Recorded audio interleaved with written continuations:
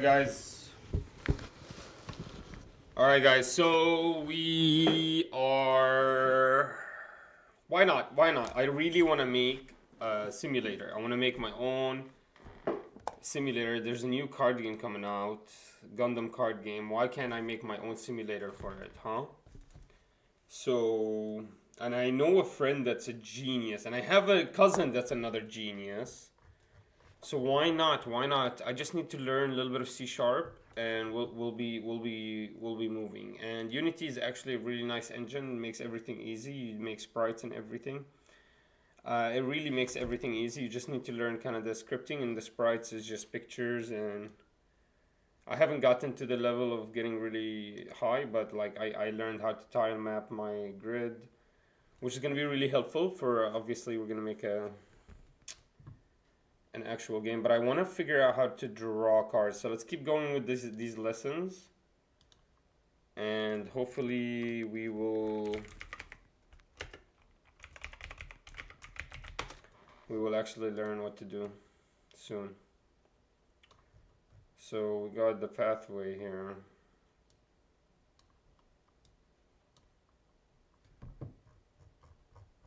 I've done a lot of it. Let me see. Let me sign in myself. No, I am signed in. Alright, we go to the. I'm sorry, guys. Go to the 2D. No, not this 2D. Did they ever have like a card game? Wait. Did they have a card game?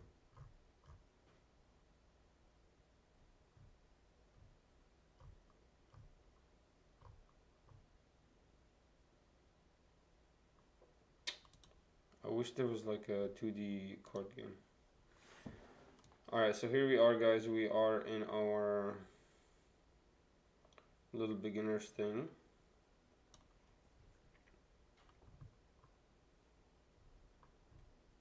We're still in player movement. Wow. That's crazy.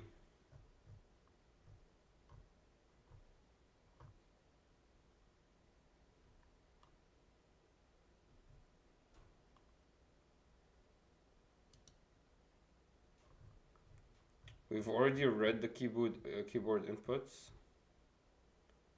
We put an input system, put the horizontals in there. We've already finished all of this.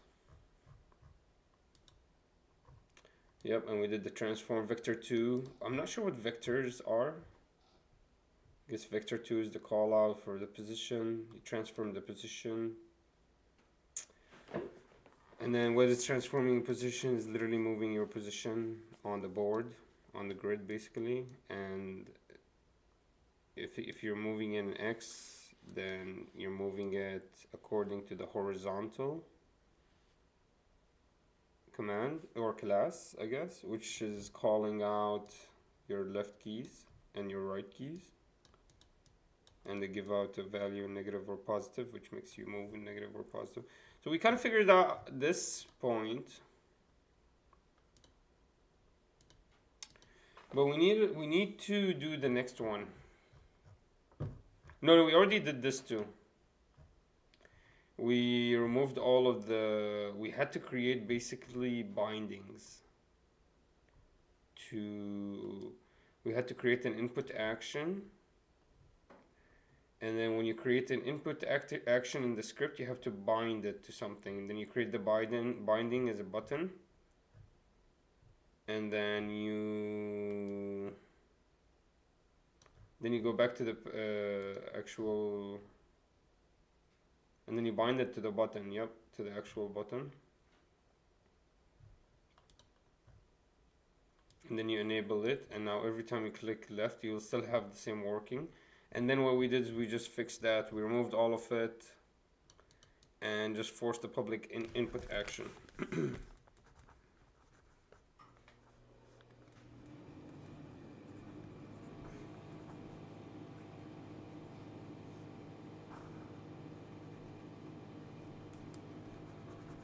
Public input action. Move action. So what if we do a drag action? I wonder if Unity supports that. We'll see. What about drag action for game?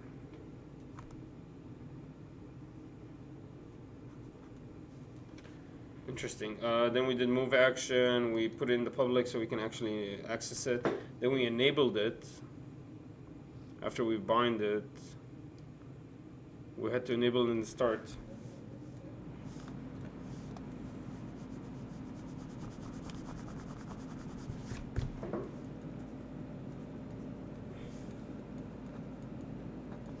At start, you do move action dot enable.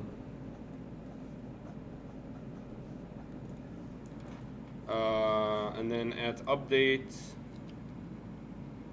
you have to do it update.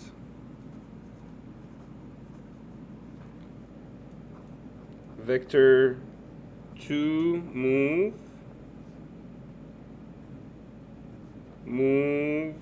action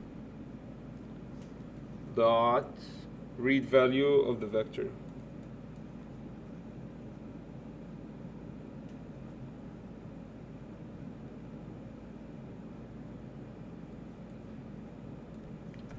And then you don't need the debug. Then you do vector 2.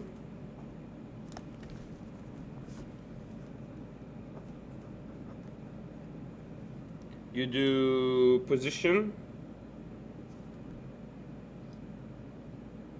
Get a little bit closer for you guys. Vector 2, you do the position. I need to learn this actually. Just do vector 2 transform dot the position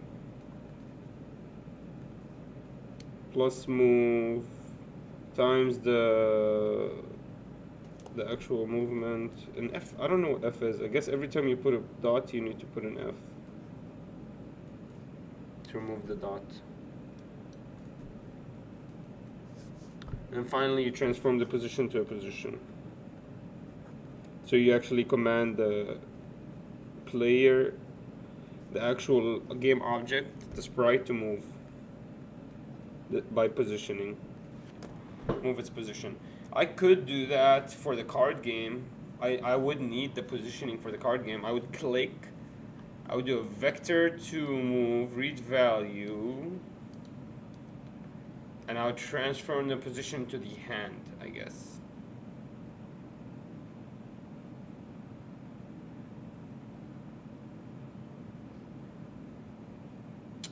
Damn, there's gonna be a lot of clicking. I'm gonna have to figure out a way to do it right.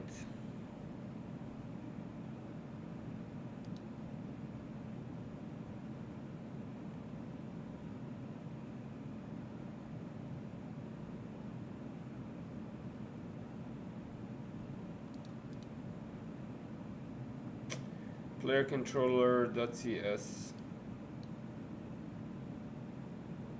So this is the sprite. This is the actual script right here.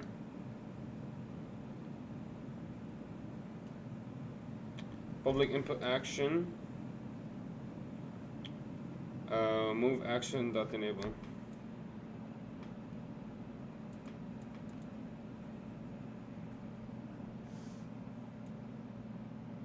And then void update.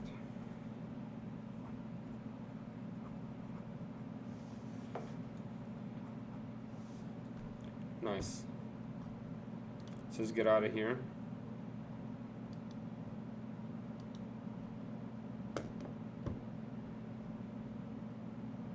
Explain the factors that impact the game rate. Explain the advantages and disadvantages of frame rate. I don't know why we have to care about the frame rate in this game. Test the default 2D beginner. Okay, whatever. We'll check it out.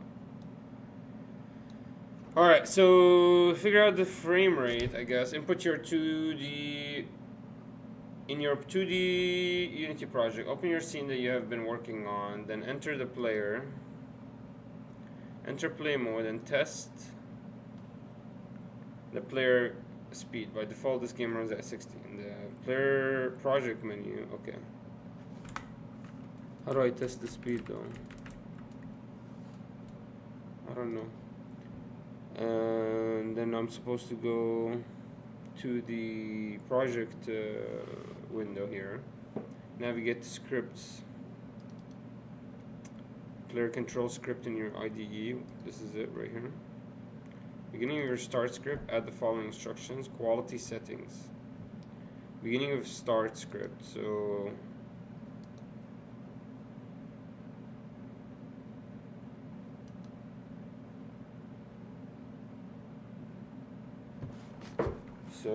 after move action,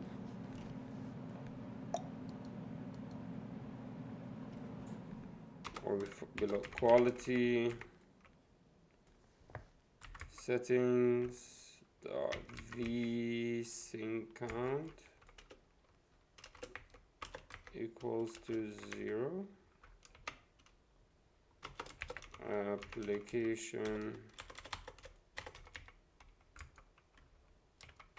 target frame rate equals to 10. Interesting. We'll make Unity render the game at 10 frames per second. Save your changes and let's go check it out. Let's go check it out, guys. Supposedly, they should have actually created the 10. So it should be much slower now.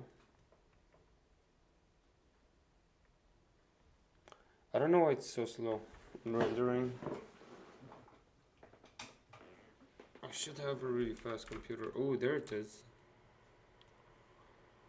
Oh, there it is. Oh, this is awesome. Alright, it's calculating update. The player character movement is calculating the update. Okay, so we need to actually calculate something. Okay, let's go back out and let's go into the script. We need to write something else. So the void update, player character movement is calculating the update function, which is called every frame. Where is it? If your game runs at 60 FPS, the character will move at 60 times 0.1. 6 units movement. So one unit per second. Difference can result in a poor player experience. You have to make your game run the same speed no matter what the player's frame rate. This makes the game frame rate independent. Adjust the movement to units per second. So let's go ahead and add 2.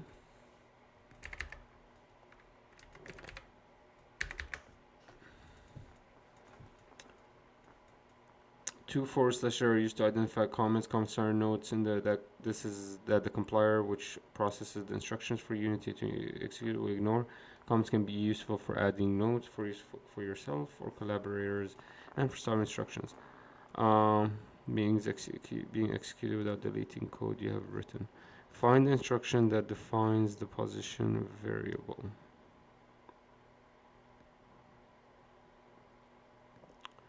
Find the instruction that defines the position variable and make this change. Okay. Let's go to the position variable here. And plus, okay, so we're gonna do vector position, which is perfect. Vector to transform position plus 1. So instead of the, guess what we're gonna do? We're gonna add time dot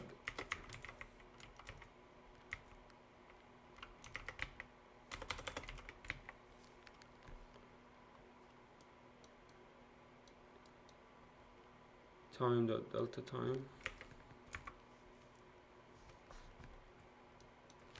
Here's an explanation of your change. Delta time contained inside time is a variable that Unity uses to store the time it takes for a frame to be rendered. You can use delta time as a multiplier to calculate how much the game object needs to be moved to ensure that it will move 0.1 units per second. So let's save. Why is your character so slow? Although the character is very slow, your code is actually working as expected. The current value is increments 0.1. So the character moves 0.1 units and takes 10 seconds. If you need a little more guidance to understand how time delta works, frame rate of 60 FPS is 0.17 seconds. Game runs at 10 FPS, blah blah blah. Okay. Just the time speed of movement. Okay, what is it really? It's 0.1.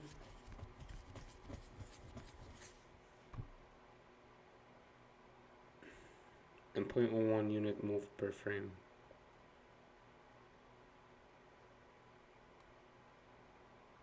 So every 1 second you move 0.1 units. Movement rate of 3 or 4 units per second. Produce a reasonable running speed. So to get to a movement rate of 3, if 10 FPS gives you 0.1 units per second, how are you gonna get there?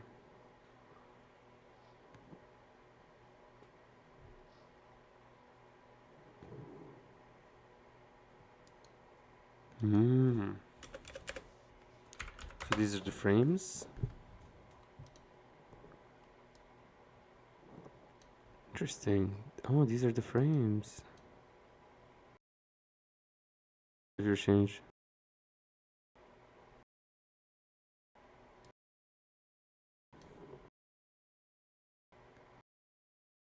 It broke. Enough. Render is rendering 24 frames.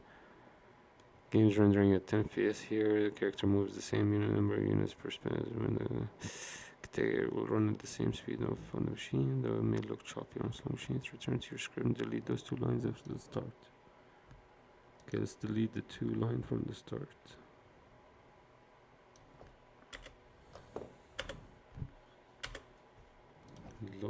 Waste of my time. Those lines were. So let me show you guys kind of the gameplay now, how it looks.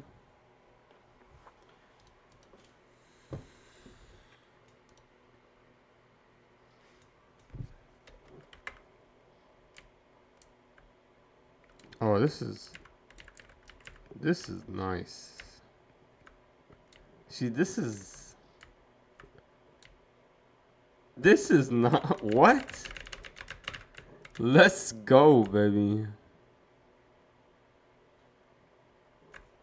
And we win. That's awesome. So now we have a vector position.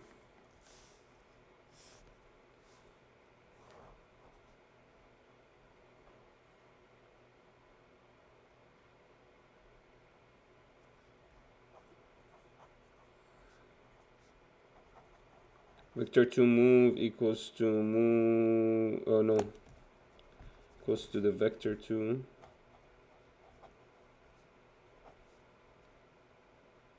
Transform dot position times 0.1 or 3.0 f times time dot delta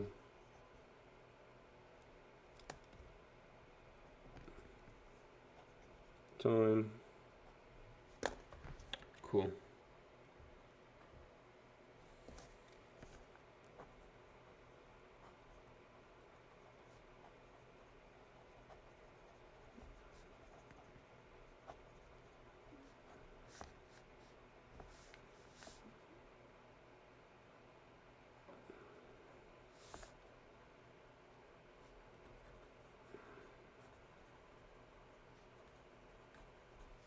Nice, more frame rate. Okay. You've now made the game frame rate independent, which will improve the experience of the player using all their hardware, completing the 2D. That's awesome.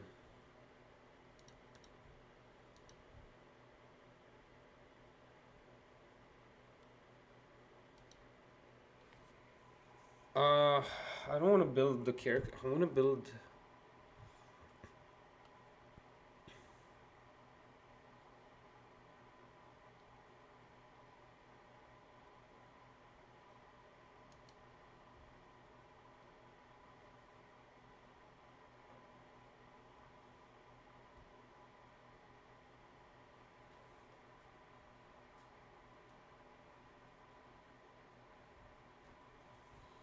Okay, before you begin to create a full tile map for your game, you should spend some time thinking about the assets that you will have available.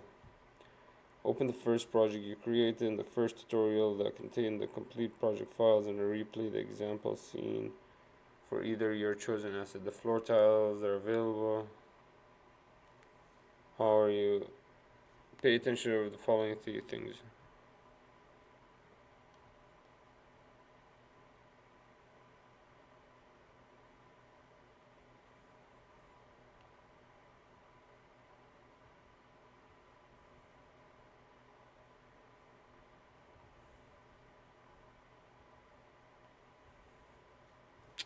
I know what I'm gonna do. Like, I'm gonna do like trees here and rocks, maybe ponds, lava ponds, and we'll make this a little bit smaller. Honestly, I could work on it right now.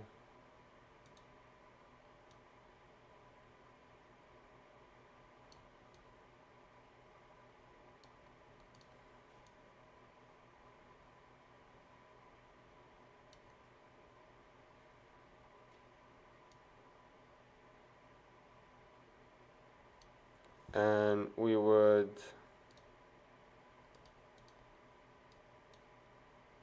yeah, we would just continue all the way.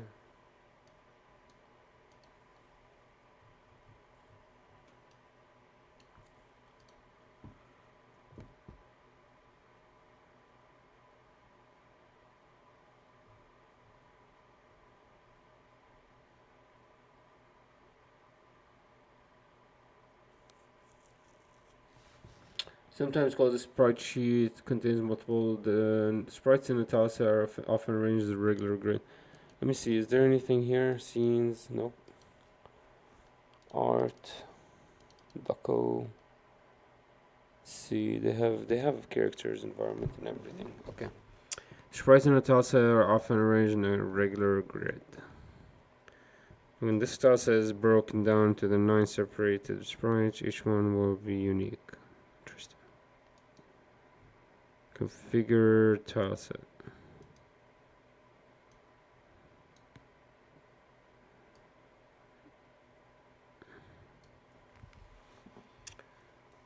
You've provided.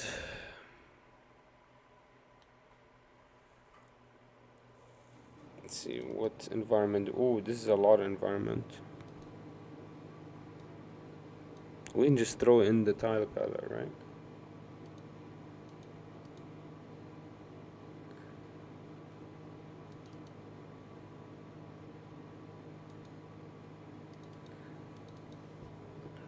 Characters.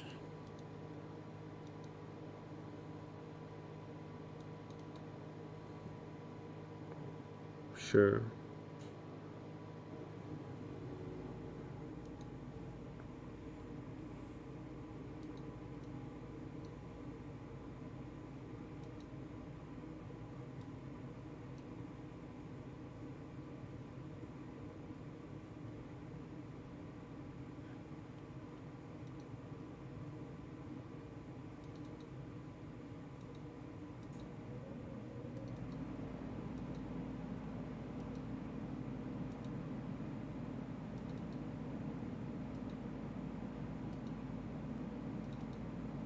Damn, where is it?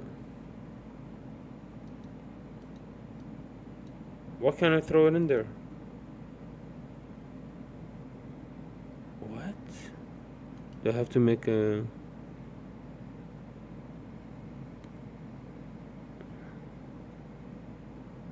Do I have to make a rule tile?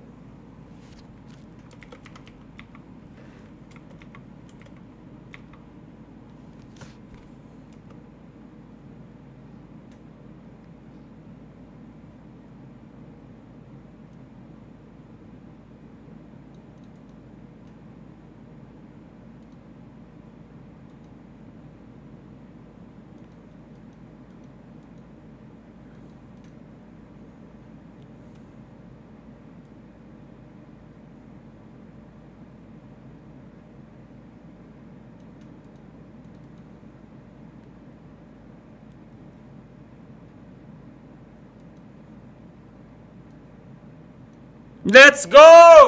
Figured it out. We figured it out. Freaking A. We make rule tiles. Okay, we got it. Let's take this rule tile.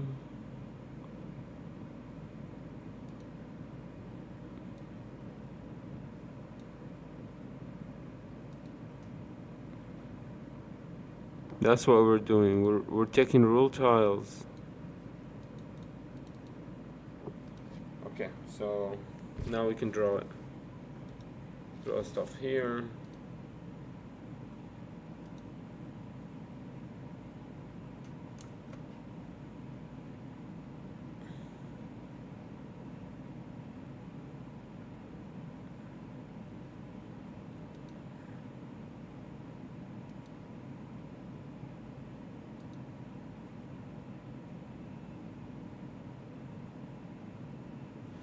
Then we have trees, creepy looking trees. Honestly, I want the art from somebody else. I want these trees right here.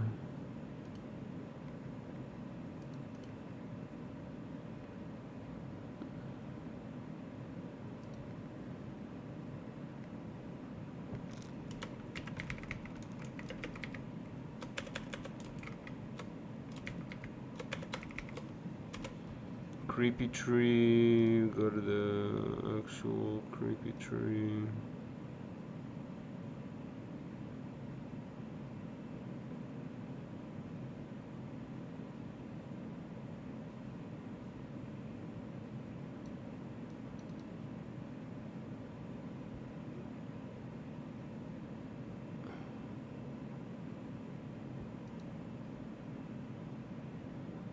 And voila.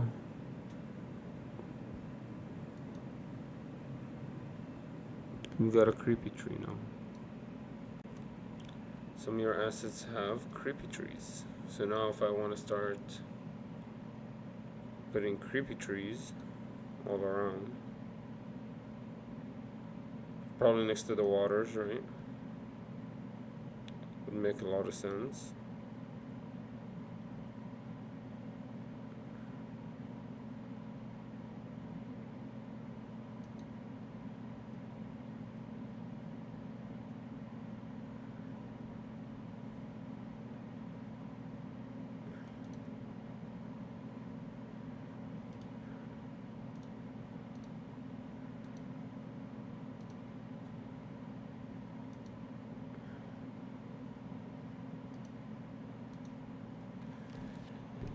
Okay, got some creepy trees.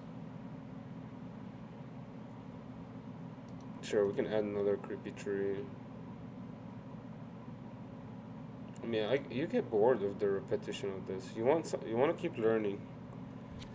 Creepy tree 2.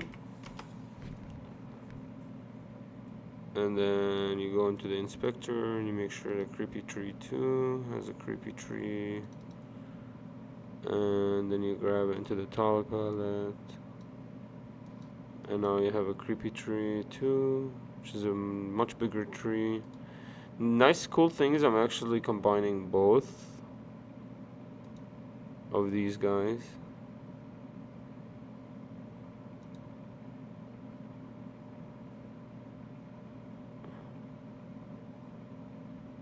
Which has to be really cool. What am I doing here? What the hell is this?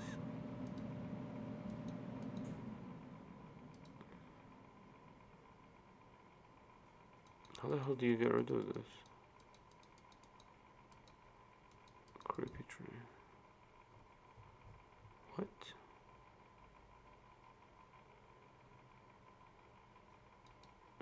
What? That's how you get rid of them? You have to find like the actual pixel they're on. That's weird.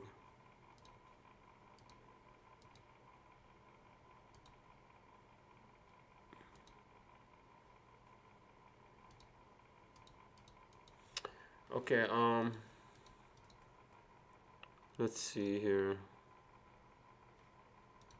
Do a creepy tree up here. Cool. I mean, it's nice to know that we could manipulate our world now. My question is, does he fight into it? Does he actually, like, he just walks on top of it? Nice.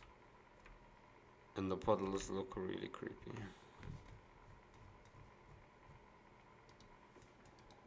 That looks really bad. Anyways, I really don't care about all of this. I want to do.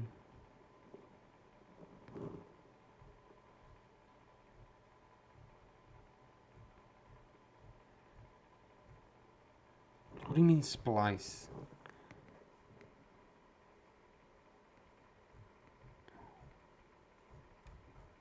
What is a splice?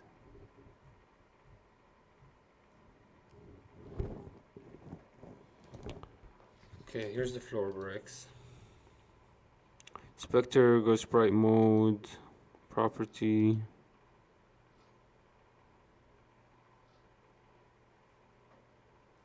Multiple. Change the pixels, property 64.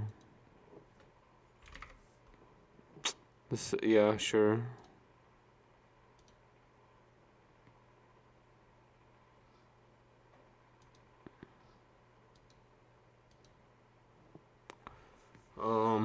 Slice the tile set into sprites. Select sprite editor. Where is this? Where's my sprite?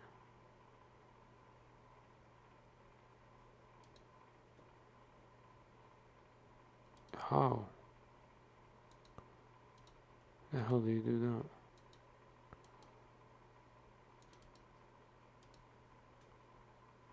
No. Wait a minute. Ah, right here. Open sprite editor. Expand sprite editor so you can see all the options. Sure.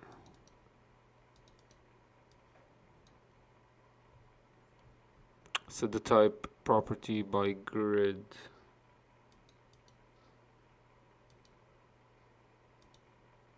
Grid by cell count. Set the type property grid. Set the column and row property both C and R to 3. A red grid will overlay it, sure. Select slice. Okay. On the splice editor, Windows toolbar, select apply. Now the image has been sliced into 9 separate pieces.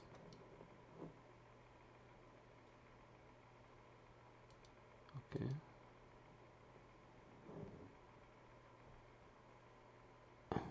In the window toolbar, in the sprite editor, window toolbar. Oh, right here. Apply. Nice. Okay, so slice editor is not. Oh, is that how I'm gonna actually? Okay, that's actually important because that's how you're gonna cut your board. Slice editor to slice up board into segments. So I'm gonna actually need the slice.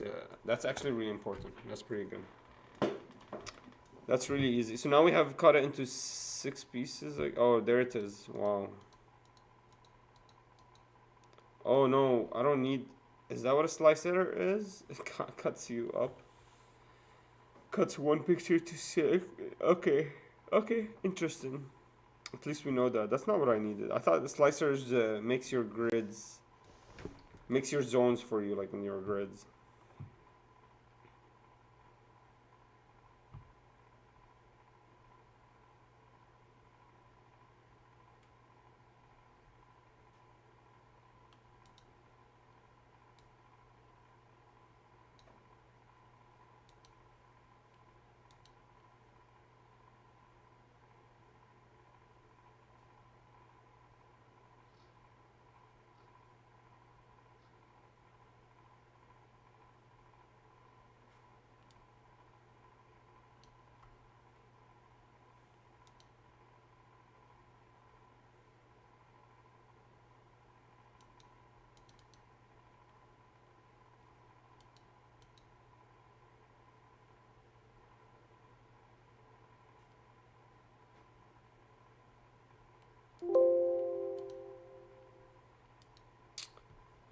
I have to.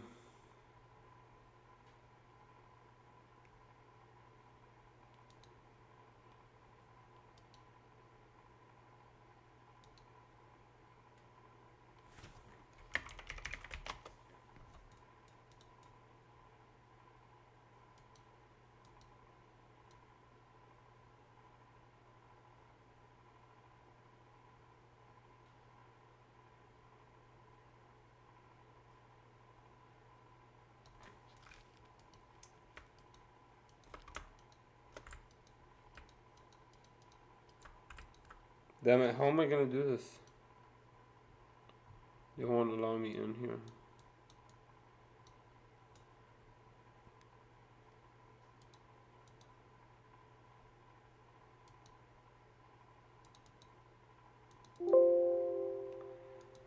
I don't know what the hell this is. Why is this like this?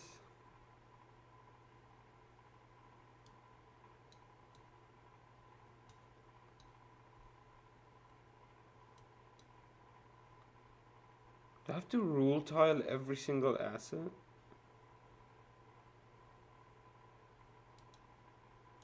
I thought you rule tile once.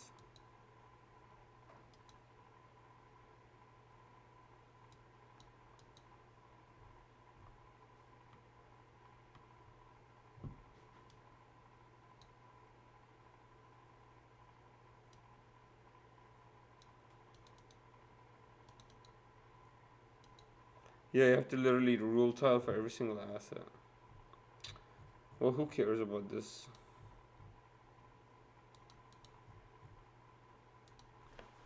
Bro, I need help with actually building the game. Like, who's gonna actually help there?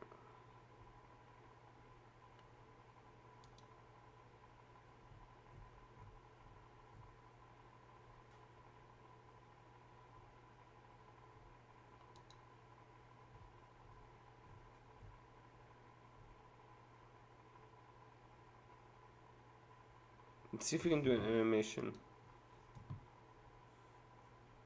Configure animation clips using sprite assets. Create blend tree to play character animations.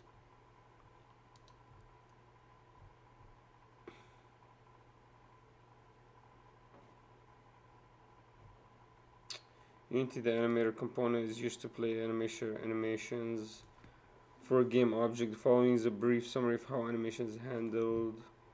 Animation data is stored in special assets called animation clips. Control how these animation clips play on a game object. Inspector window, select add component. Animation. In the inspector window, locate the animator component, use the controller. Create a new animation clip. You can use the animation window as it is or dock it in a convenient location. The animation window is laid out as follows.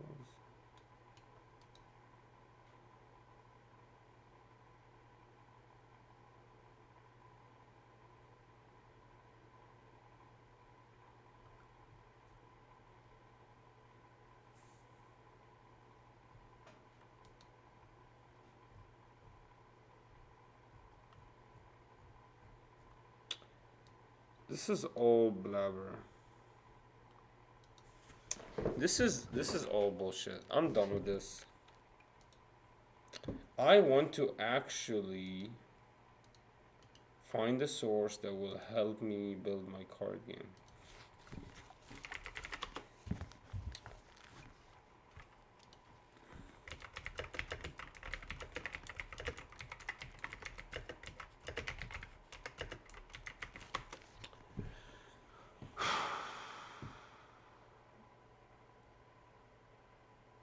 That's what I'm talking about right here. Look at this. They already have a tutorial for it.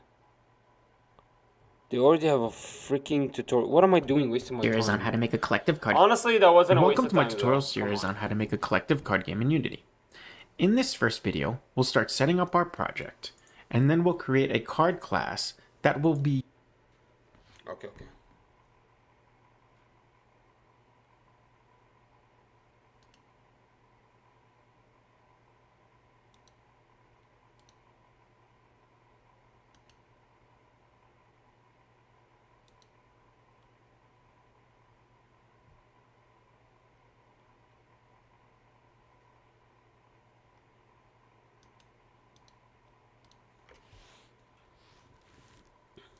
use to build our card database.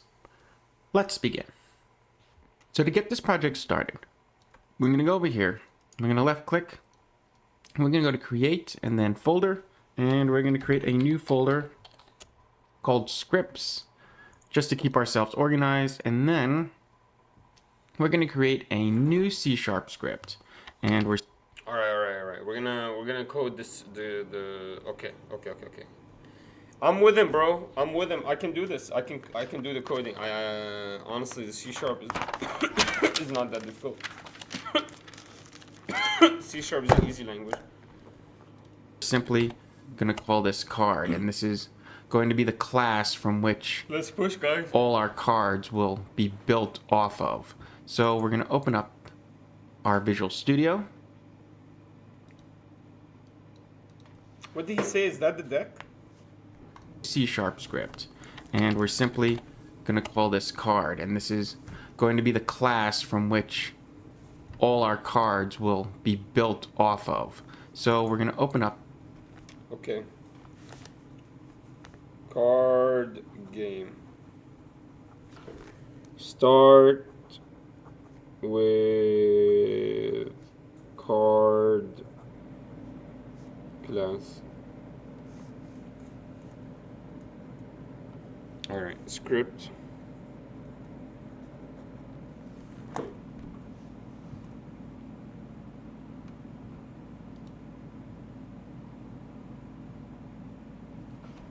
You can also notepad it. Let's notepad it.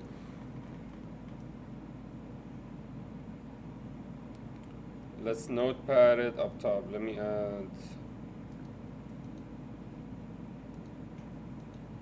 Let me keep the notepad up top. Let me figure out a way to keep the notepad up top.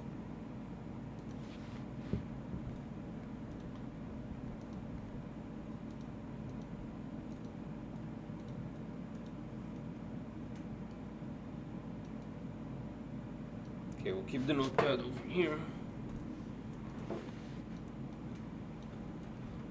Alright, so basically Our Visual Studio. And up here, we're going to put system.serializable. Now, there's going to be another video where we're going to go over in more detail serializable objects as we build our cards. Oh, it's a serializable engine. Interesting. Guys, I'm sorry, you're not gonna be able to see anything. This is ridiculous.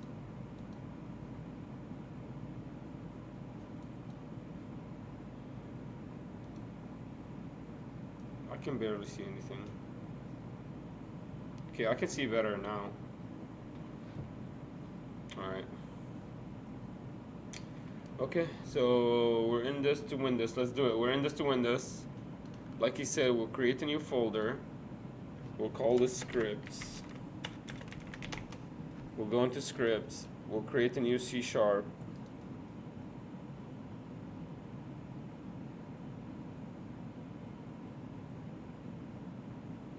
that what he did?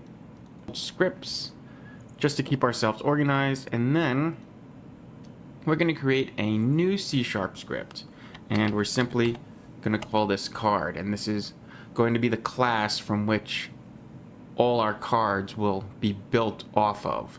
So we're going to open up. How come he just has a button? Going to call this card, and this is just to keep ourselves organized, and then we're going to create a new C# script, and we're simply going to call this card, and this is going to be the class from which all our cards will be built off of.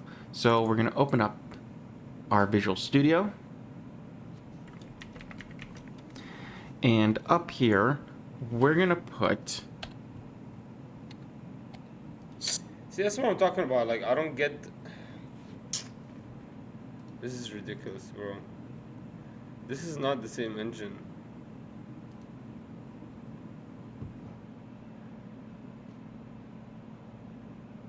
This is ridiculous. This is not a C script.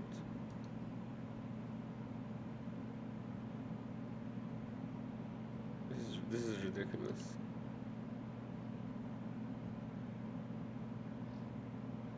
Let me see. Is it create?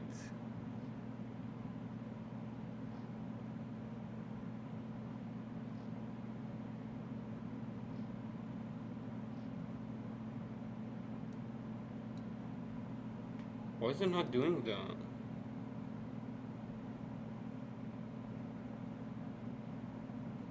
System dot serializable. Now, there's going to be another video. Shouldn't it jump in here and call it whatever I want it to call it? Like, for example, if I do this as card.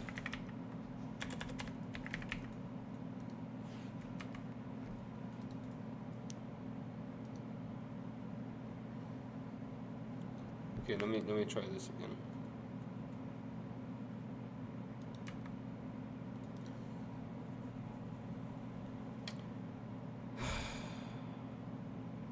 I can't believe this.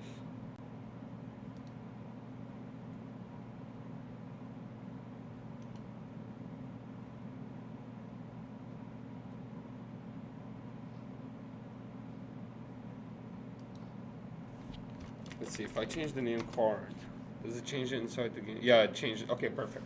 That's what I need to open. Yep, okay. So using engine,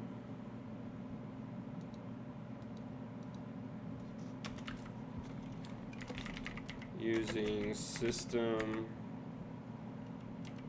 collection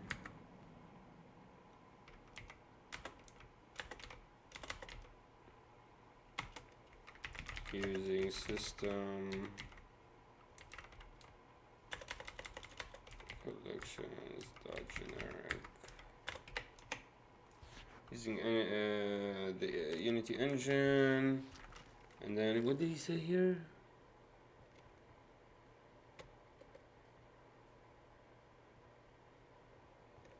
What?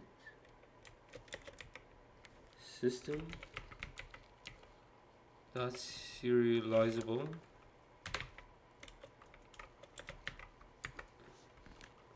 And then what did he say?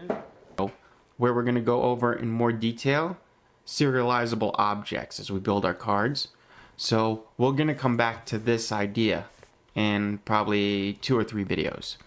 The next thing we're going to do is we're going to get rid of these right here. And now I'm actually going to do something that's going to create an error later on, and that I should be erasing this or deleting this mono behavior right here, because I'm just basically building a class called card. And I want you to learn exactly how the classes work and how the static variables work. So I'm going to leave this here a moment, and later on we're going to delete it because I want to show you the error that's going to incur. And I'm doing this because I've talked to some people about other tutorials they have taken, and they ran into some problems because they weren't deleting this and they couldn't figure out why they were getting this error, and it kind of caused them to stop doing the tutorial, and they weren't able to learn about how to make card games or the project they wanted created.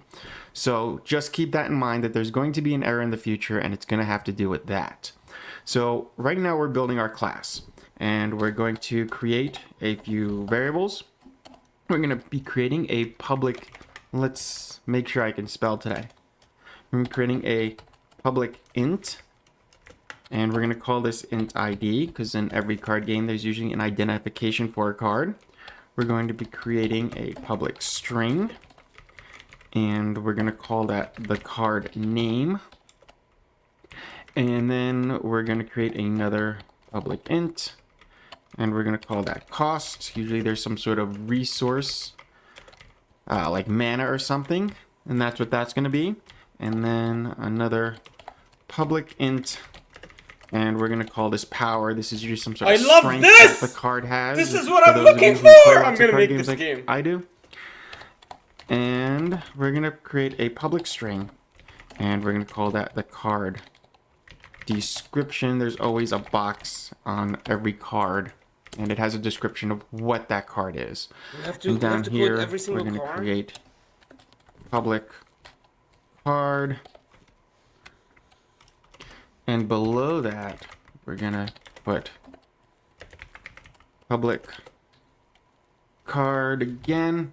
And in here is where we're going to pass the variables through.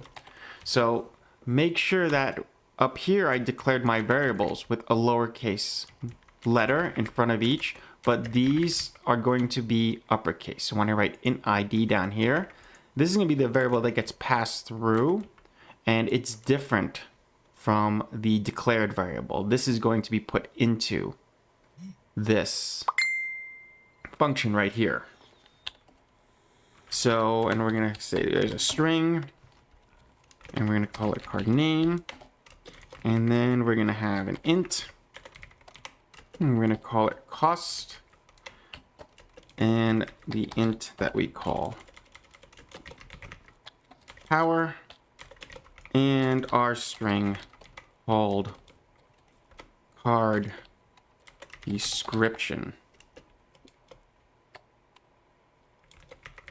And then our curly brackets, and in here is where we're going to use these to define these, or I'm sorry, these to define these. So we're going to say when we pass this through that ID is going to equal to ID. So what we just did was create the domain. Like basically what he just did was he said that the public card can access these things, right?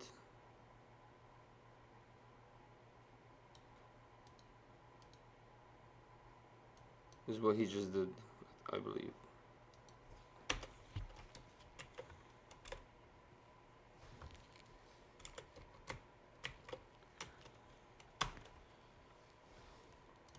And then he's giving them the names here. Card name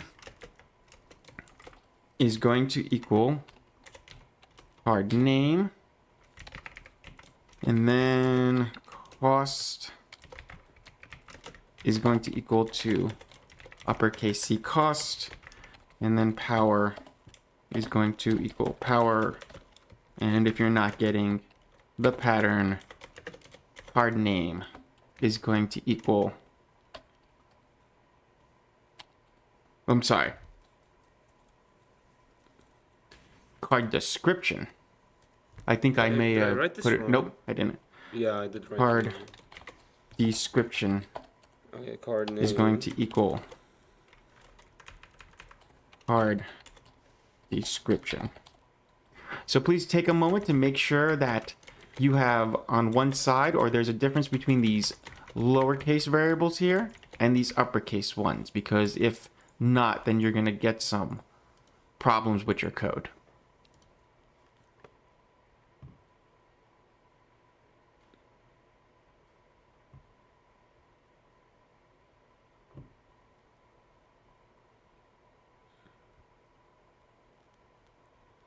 Okay.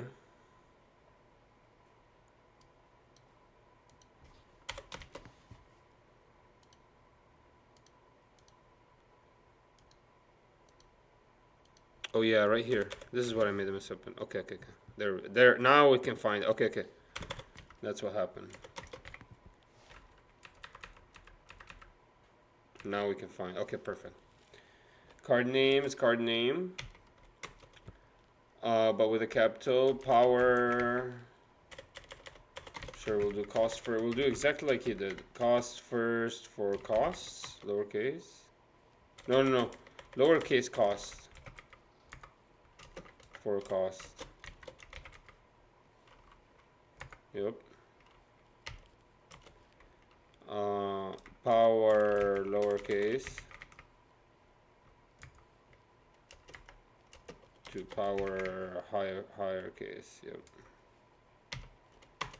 And then card description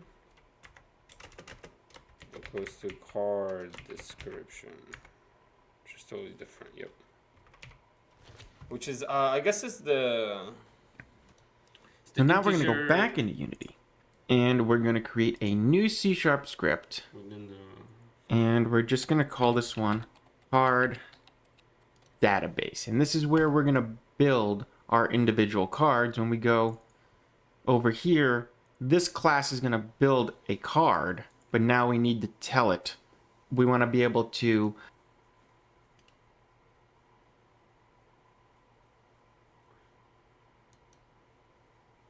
What do you I'm call gonna it? call this one card database. Card database. Good.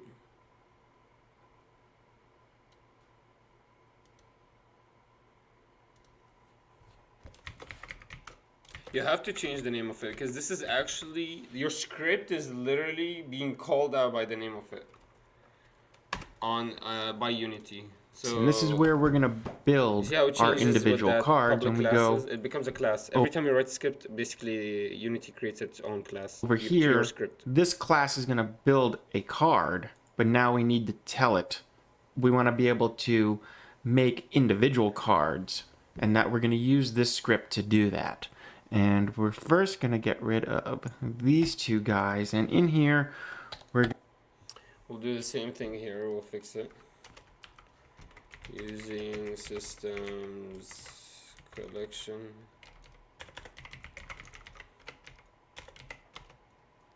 Why is it not doing that?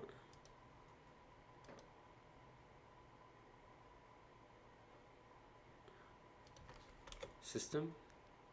Yeah, system.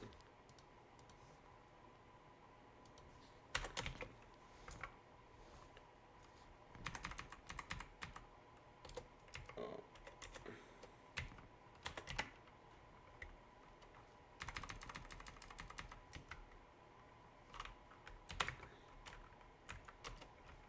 Using systems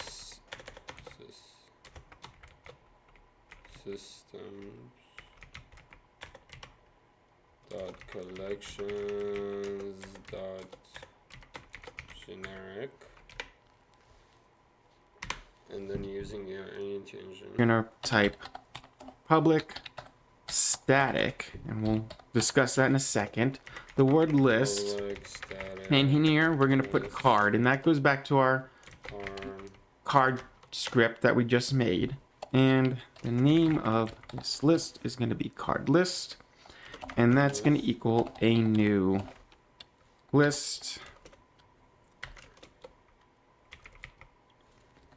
which is coming from card, and parentheses, and at the end a semicolon. And what's going on here with the idea of a static function or a static method is that we want to be able to have the information to be global throughout our project. We want to be able to extract the information of our cards throughout the project because everything's going to interact in that manner. So normally when you create functions, they're normally just used for that script. In this case, we want to be able to use our information throughout a lot of different scripts or portions of our project. So that's where the idea, that's one of the ideas behind is like stays in static methods. So down here, we're going to say void awake. And in here is we're going to put our individual cards. We're going to do this first one, card list dot add a parentheses and then new card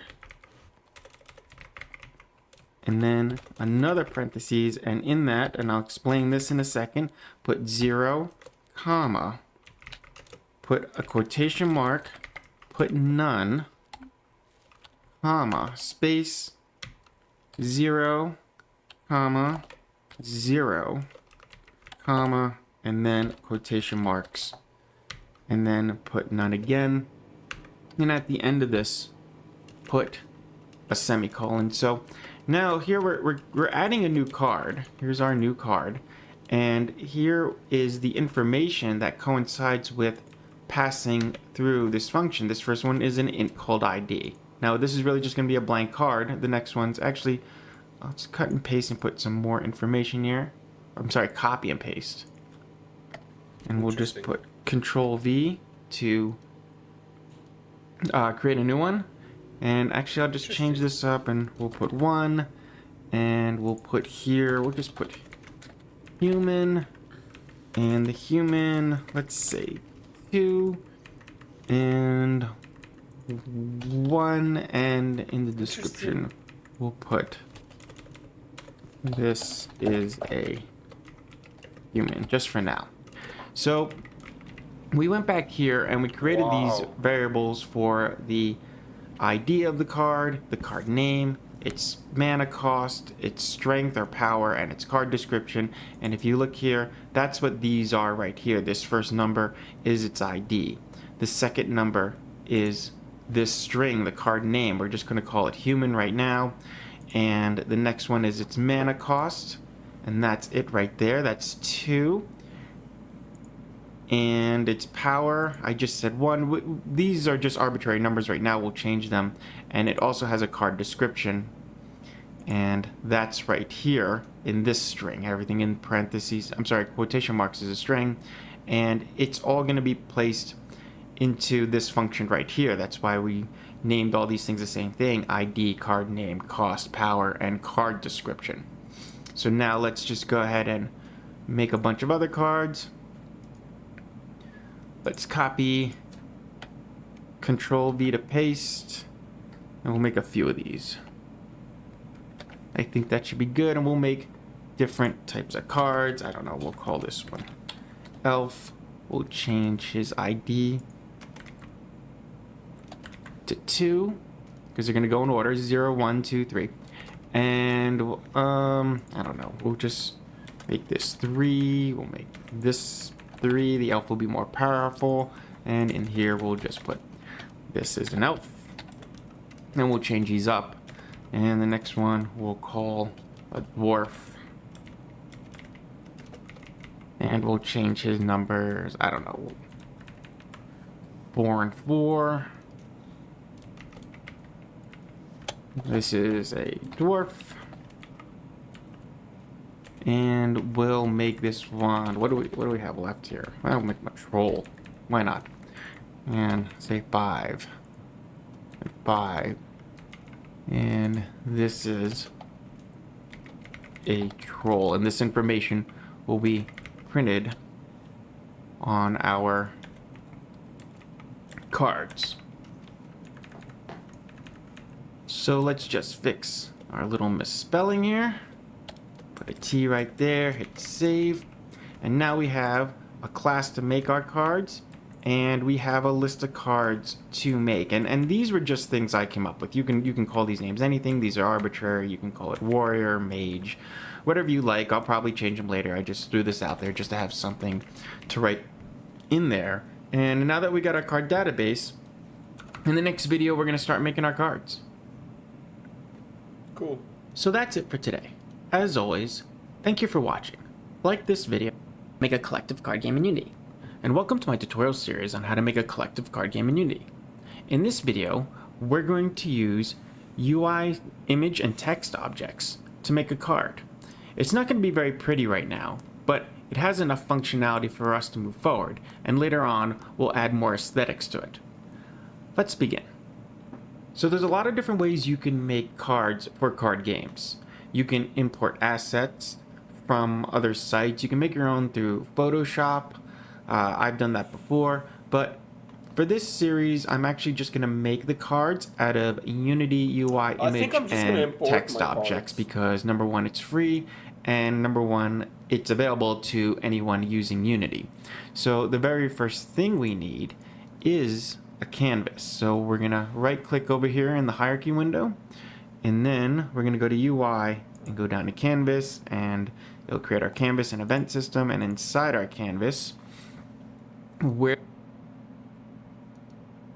thing we need is a canvas. So we're gonna right click over here in the hierarchy window, and then we're gonna go to UI and go down to canvas, and it'll create our canvas and event system. And inside our canvas, we're going to create an image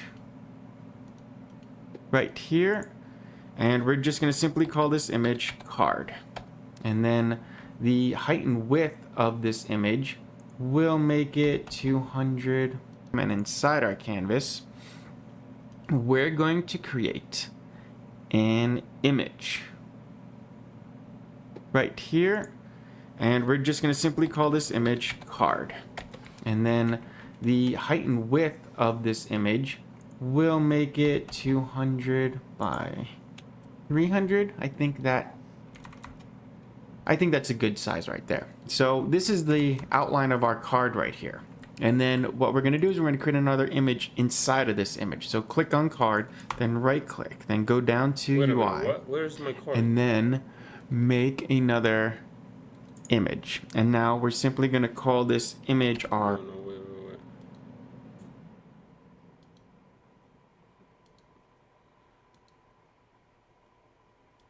So the hell is my card?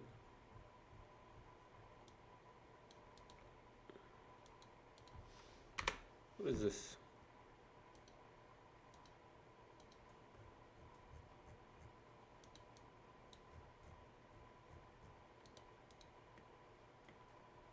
Where'd my card go?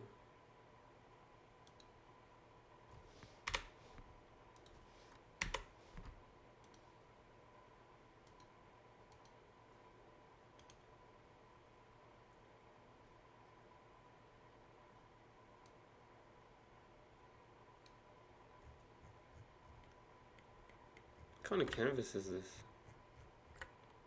The hell? Is that what's happening?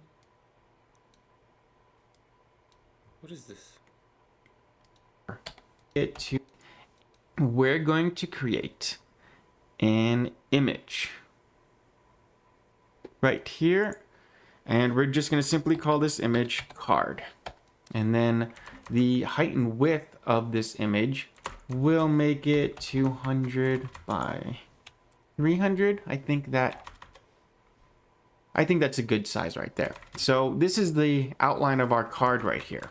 And then what we're going to do is we're going to create another image inside of this image. So click on card, then right click, then go down to UI, and then make another image. And now we're simply going to call this image our border.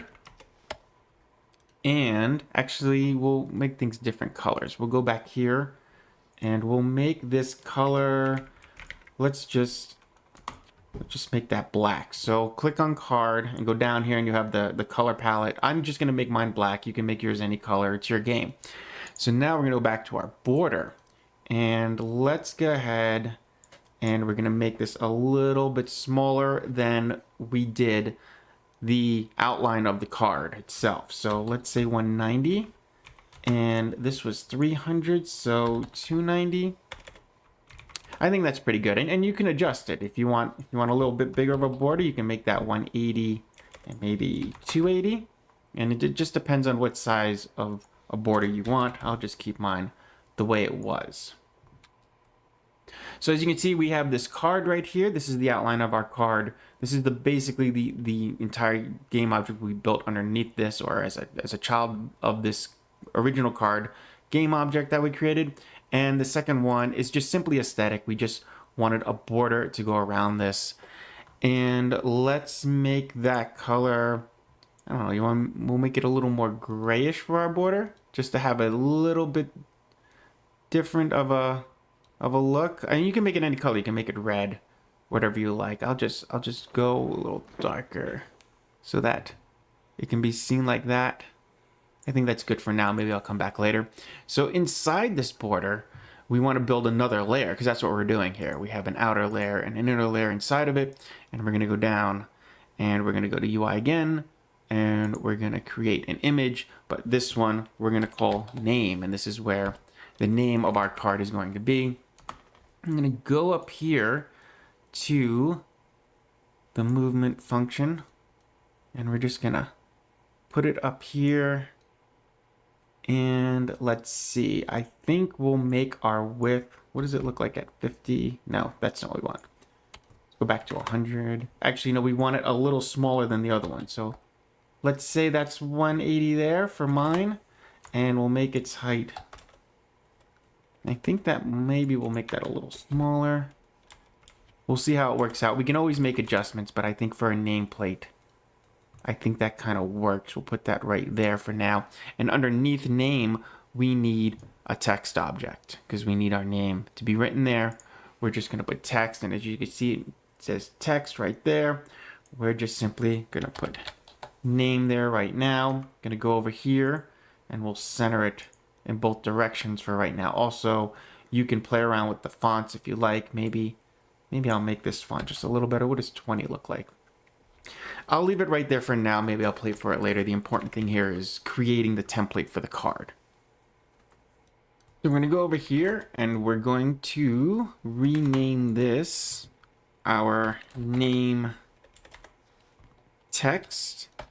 And then we're going to go up here to border again and we're going to right click that, go down to UI, go down to image, and we're going to call this image, actually we're going to call this our image border, create a little box to put the image in. And now just keep in mind that this, Why the hell can I make name? there for now, and underneath name we need a text object because we need our name to be written there. Oh, We're it's just a going to put mesh, text, and that's as you why. can see, it says text right there.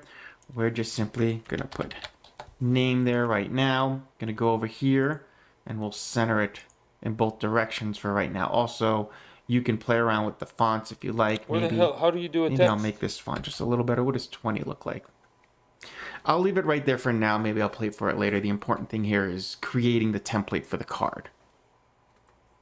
So we're going to go over here and we're going to rename this our name text. And then This is so bothersome that I don't have the same buttons as him. This is so bothersome.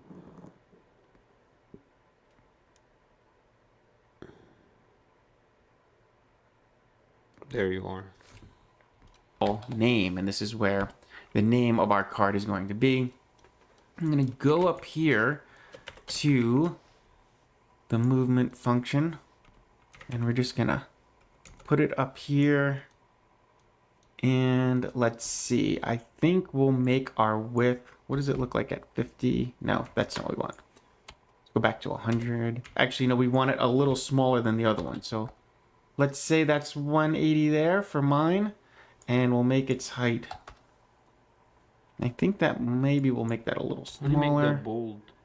We'll see how it works out. We can always make adjustments, but I think for a nameplate, I think that kind of works. We'll put that right there for now. And underneath name, we need a text object because we need our name to be written there. We're just going to put text, and as you can see, it says text right there. We're just simply going to put name there right now. Going to go over here and we'll center it in both directions for right now. Also, you can play around with the fonts if you like. Maybe I'll make this font just a little better. What does 20 look like? I'll leave it right there for now. Maybe I'll play for it later. The important thing here is creating the template for the card. So we're going to go over here and we're going to rename this our name text. And then we're going to go up here to border again and we're going to right click that, go down to UI, go down to image, and we're going to call this image, actually we're going to call this our image border, create a little box to put the image in. And now just keep in mind that this image border is not a child of name. This is a child of border. These are both inside the border, but they are separate boxes. So we're going to take our image border, we'll kind of snug it up here to our name, and we'll make it, what was it, 190 wide? It was 180 wide. So it'll be the same width, and I think let's make it a little bit taller, 150. Let's lower it a little bit. We'll probably have to make a little bit of an adjustment here because I'll just do it right now. Let's say 130. And I think that's good. And hopefully there'll be enough room here for our description in the bottom. If not, we can always change the size of the image. And I'll go ahead and we'll make this border. Actually, we'll just make this border black again. So it'll contrast with the gray on the edge there. And underneath this, we're going to add, click on image, right click, go down to UI again, go to image, and this is where you would actually put your image, which we'll get to a little later. Right now, this is going to be blank, but you would have a picture like you normally do on a card game, and you would just put this in here, this source image, and it would appear there. Let's just 170, And what was the height? 130, 125. Let's make it 120. So right here is where the image would go, into this actual image object right here. Actually, let's increase this a little bit. What was the border of the name? Actually, we'll just leave it there for now. That's a good size. You can play around with how you want your borders to be. And then last, what we also want inside of our border is a text box for the descriptions of our card. So go down to UI and go down to text again. And we're going to take this and we're going to lower it. And we'll make it the same width as the others. 180. And let's see about height. Does 100 work? I think for now that's pretty good. And maybe we'll make that the color of this. No, we'll just leave it actually against the border, and we'll just leave it like this for now. Actually, that'll be fine. Let's just leave it right here. We want to write everything from left to right. So we'll keep this alignment exactly the way it is. Maybe we could center it. No, we'll keep it like that. So right here is where we're going to write our descriptions. So we'll just put descriptions. I'll probably go back and change this up. Actually, I'm going to change this up right now. We're going to create, actually, because I want an outline so I can see these words better. So I'm going to go down, we're going to go to UI, and we'll create an image, and we're going to just call this description border. And we're going to take this text and we're going to put it inside here. So now it's on top. So we're just going to play around with our description border size. And we'll just make this 180. Oops, 180. And let's see what we want the height to be. Now this words are going to move. We'll fix this in a second. And we'll just leave that white, maybe just a little bit more longer under our box here. And then we're going to go down here and we're going to rename this description text.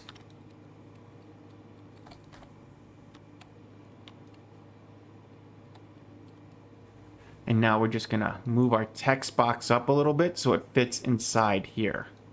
Like so. And now we can read it a little better.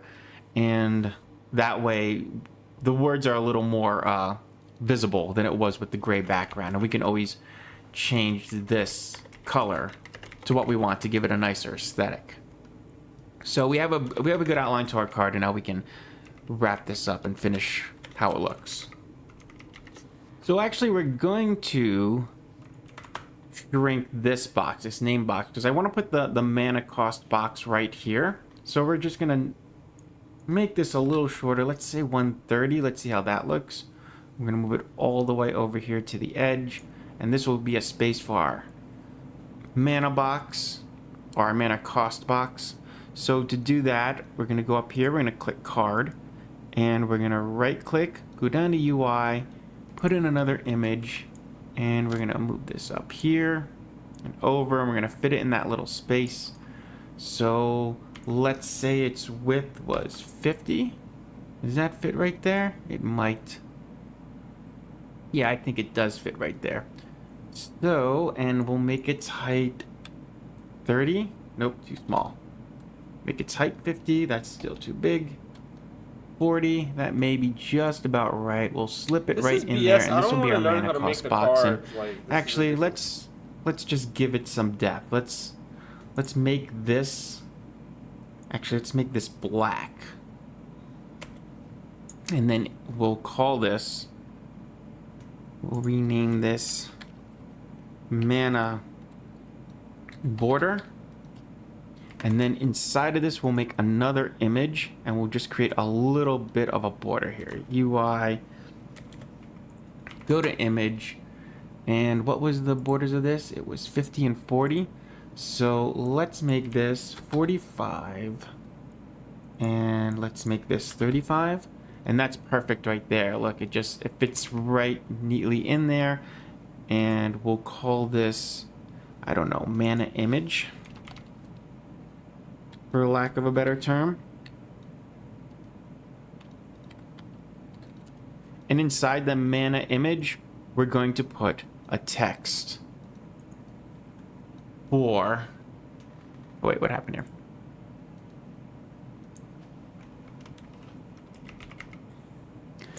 That was our thing. That was our mana image.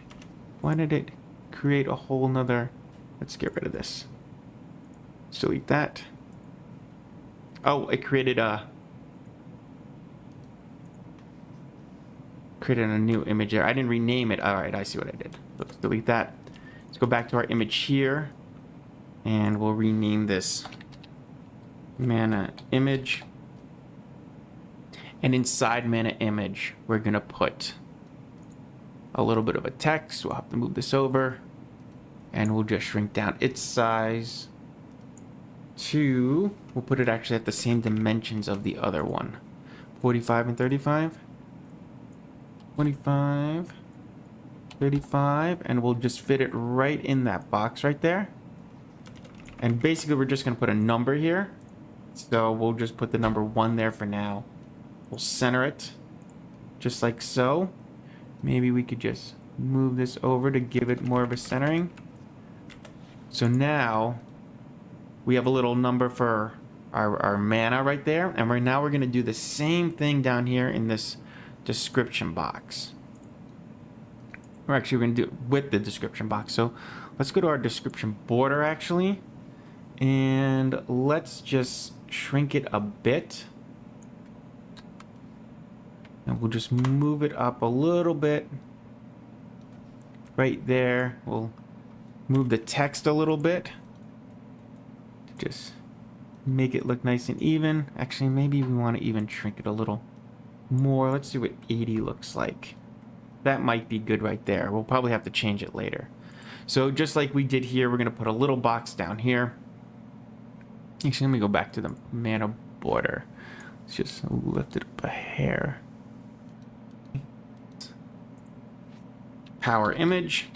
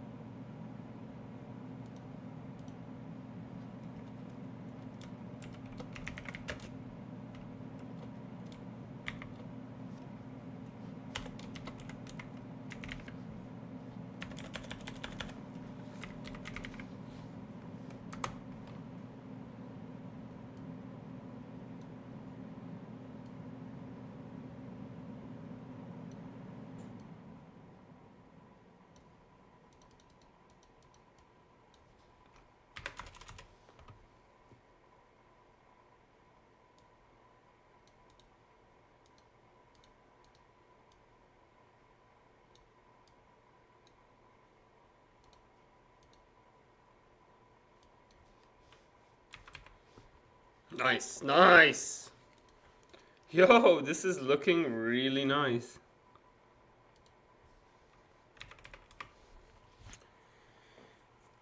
You can draw. And inside of this tutorial series on how to make a collective card.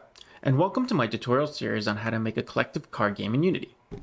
In this video, we're going to take our card database and we're going to take this information and we're going to be able to display it on our card when we hit play. Holy shit, are you kidding me? So let's start putting this together. by creating an empty game object. And we'll call this card database. And inside this, we're going to put our card database script, just like so. And then we're going to make another C# script. And Wait a minute, what the hell did you just create? And inside this, so let's start putting this together by creating an empty game object. And we'll call this card database. And inside this, we're going to put our card database script, just like so. And then we're going to make another C# script. And we're going to call this display card. And we're going to open that up and get started on our coding. So the first thing we're going to do is we're going to access our card list to create a new card. So public list. What do you call it? Card display? And we're going to open that up and get started on our coding. So the first thing we're going to do is we're going to access our card list to create a new card. So public list card No, wait. display card, and that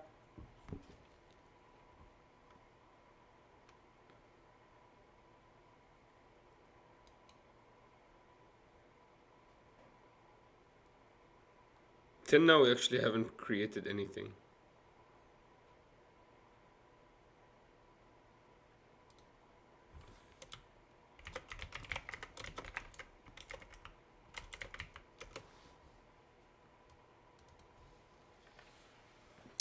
Okay, using system collection, using system collection is generic. Let me add those.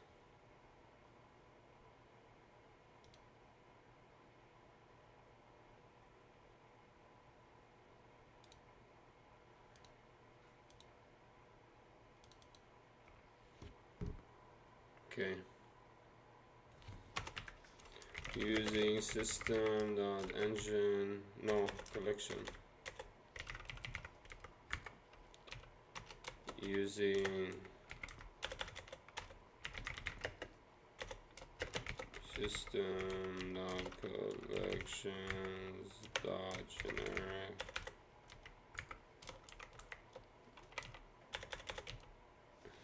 Okay.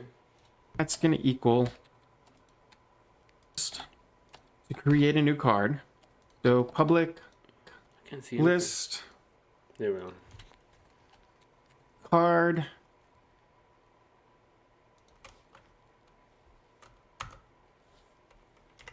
Public list card display card, and that's going to equal new list display card new and with a parentheses list and a semicolon. card. And now, actually, underneath that, we're going to have a public int, and we're going to call it display ID to be able to figure out which card we are using. And then we're going to declare some more variables. These are from the previous video where we made them for the ID of the card, a public string for the card name, and of course the mana cost. After that we have the power cost, or the power of the card, and we also have a public string, and that was the card Description. description. So now we're going to create variables for the text components of our card. So we're going to put public text, and we're going to call this the name text,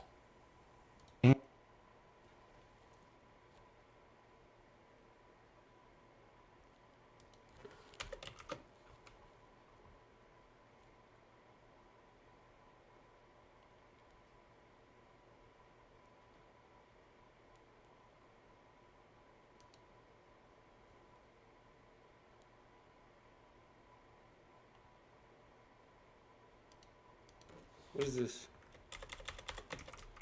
Display card. And we'll just create some space and we'll just copy and paste this. Control C.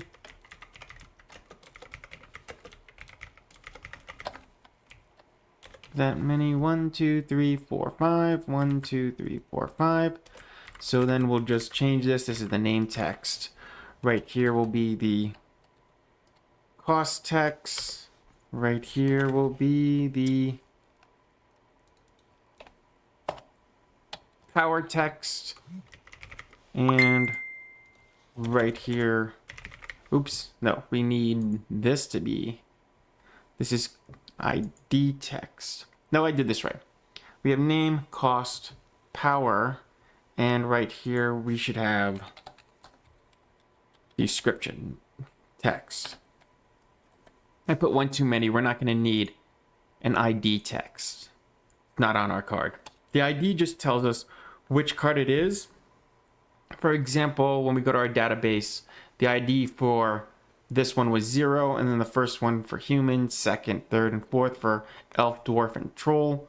But when we go here, those are the IDs, those numbers for that array. So now when our game starts, what we want to do is we want to be able to get our card. I'm going to say display card, and we need to know which number card it is. How come he's getting 0 errors?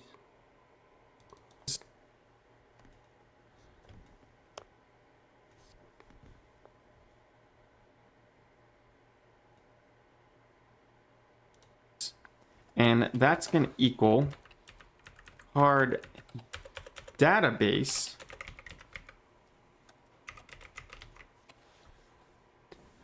and dot card list, which is the name of, we go over here to card database. We created this card list right here. So it's card list, and then we're going to say display ID. So we're basically going to say, all right, we need to display the card right here. Actually, this needs to be, actually, no, that's right. It's going to be uppercase because that's how we spell it there. Display card. And it's going to be, you know, whatever number the ID is, what number card it is, and that it's going to equal the same card, or we're going to extract the same card from this script right here. And then we want to be able to identify which cards we're using. So it's going to be display. How the hell do you fix display card? Watch this.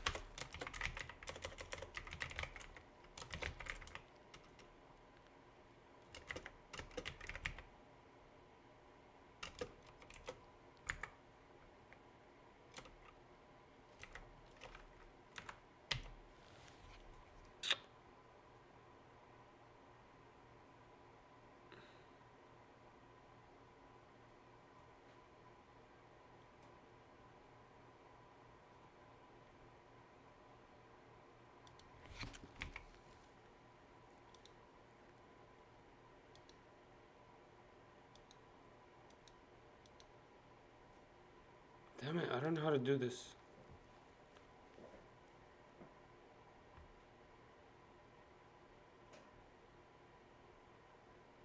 Why is it doing this?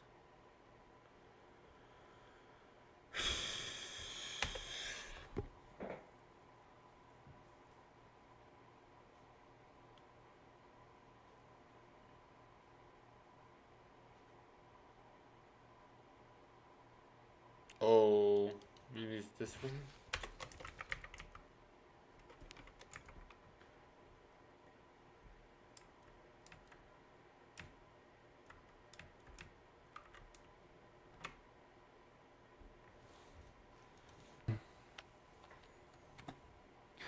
Display card,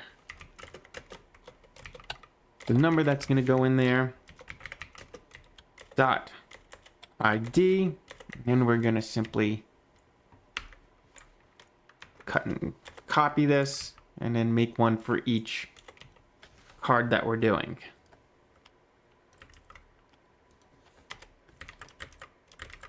And I think that's all of them. So right here, we would put card name, and that is going to be equal to displayed card dot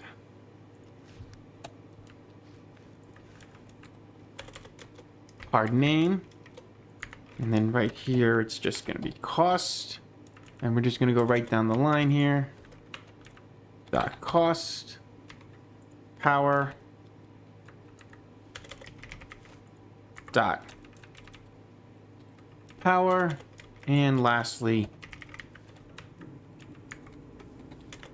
card description, and that's going to be card description. Actually, we just spelled it wrong right there. We need a C to spell description right. Did we spell it right both times? Yeah, there we go. We're right. So two things I forgot here at the top. We should be, because we're using a UI, we have to make sure that we are saying using Unity Engine dot UI, and we're using the event system also. So using Unity Engine dot event system.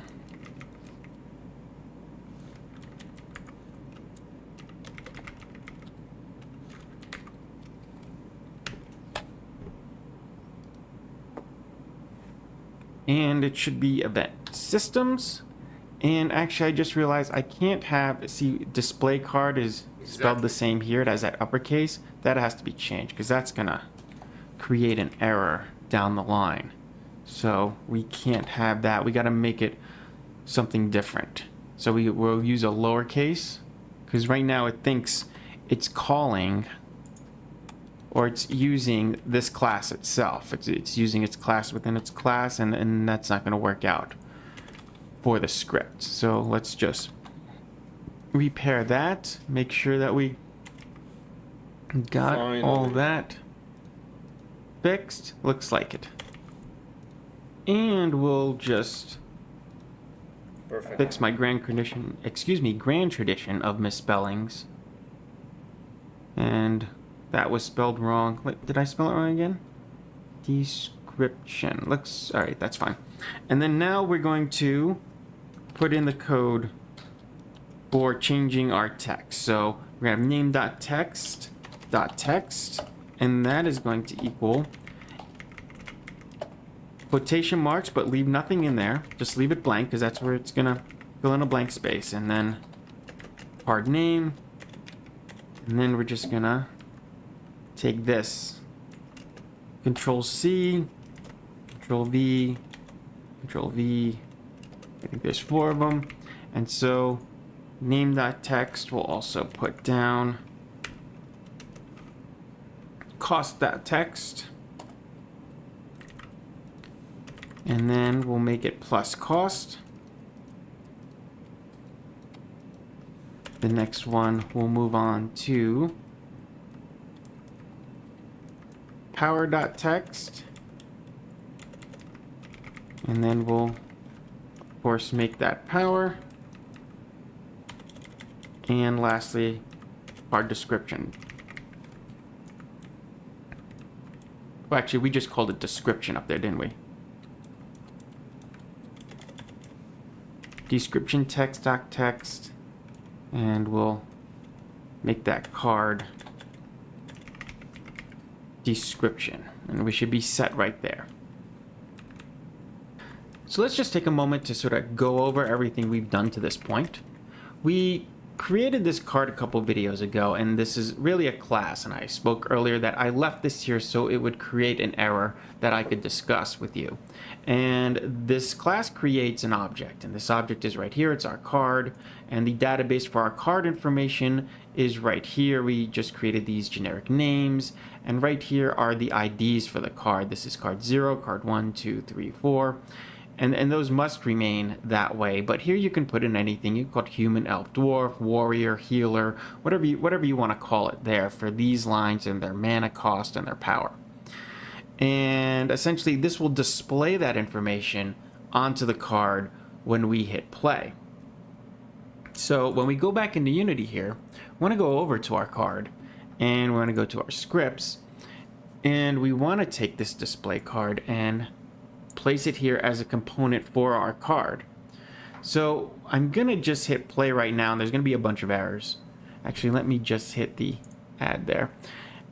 And the error I wanted to show you was this first one. It says you are trying to create a mono behavior using the new keyword. This is not allowed. Mono behaviors can only be added using add component. Alternatively, your script can inherit from scriptable object or no base class at all. So going back, let's shut this off. Of course, so I don't know anything problems. about what that means. Going back here, it's referencing our card here that we put mono behavior here, and we're trying to create this new card, and it's saying you can't do that in this manner. You have two choices, and the choice we're going to choose, actually, we're just going to type in the second one. One of the things it mentioned, we could make a scriptable object. Now we would have to change our code a little bit on the next page to use the scriptable object, but we can call it a scriptable object, which is basically just creating the database or the ability to derive from the database. And another thing it says, if you read it right here, is that or no base class at all. So we can go back in and we can simply get rid of our base class and just leave this as a public class called card. And that's exactly what we're going to do here. So now when it inherits from it, we shouldn't get this error. It's going to actually run through our scripts, and it took away, actually no it didn't. Let's clear it out. Let's hit play again. So when we hit play this time, we have this error right here because we have to fill in this information, but it took away those errors because it doesn't have that issue with the mono behavior. And I wanted to bring that up because I was speaking to some people who have been trying to do other tutorials with card games, and they were running into these errors, not understanding what the classes were or how they were working. So with that, let's just go ahead and start displaying our cards. So let's just draw these out a little bit so we can see our text, because right here what we have to fill in is the text right here. So we have the name text, so we're going to take this, I'm going to drag it over there. Cost text,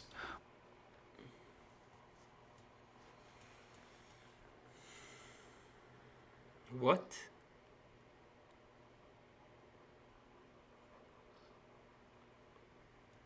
Oh, okay. Okay, so running card into is these the errors, object. not understanding what the classes were or how they were working.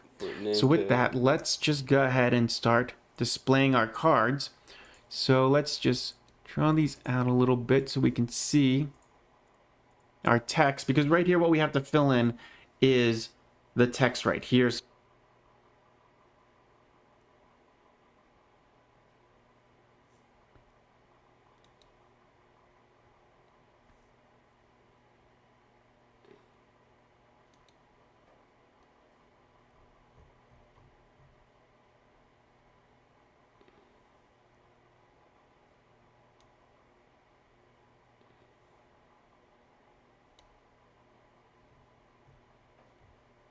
Wait a minute, where is this?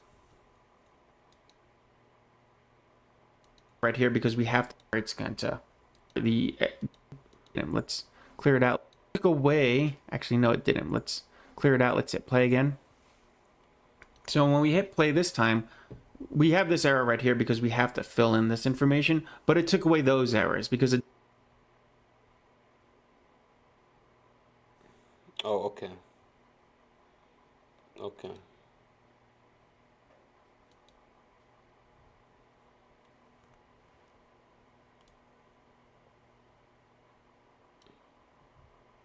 Okay, right here. I get it now.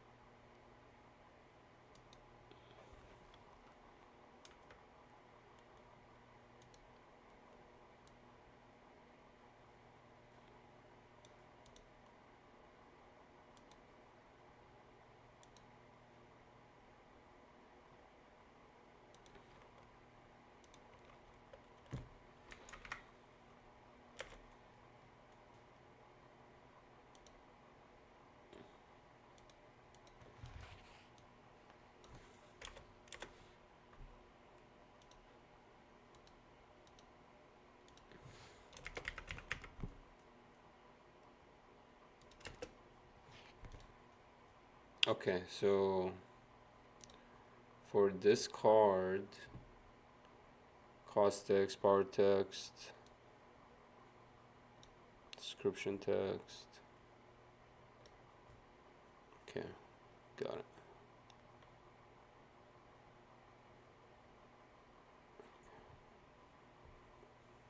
It doesn't have that issue. So let's just draw these out a little bit so we can see our text, because right here what we have to fill in is here.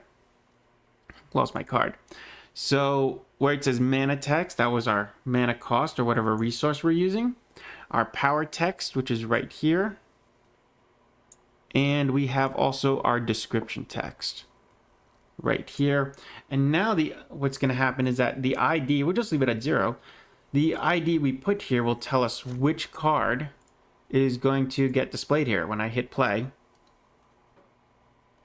it will say none. And the reason why, let's clear that because that error is no longer valid. So the reason why is that when we go back here, is that this was the first card created. This was card ID 0, and it should say none, and it should say 0 on all these things, and that's what it does. And now if I were to change the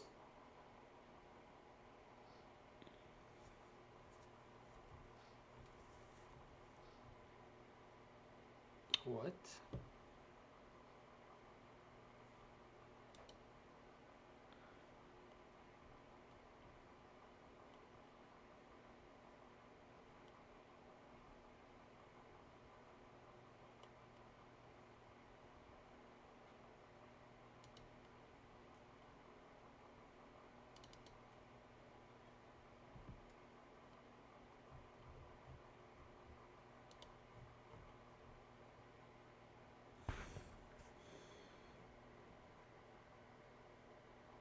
display ID, classes working with the model.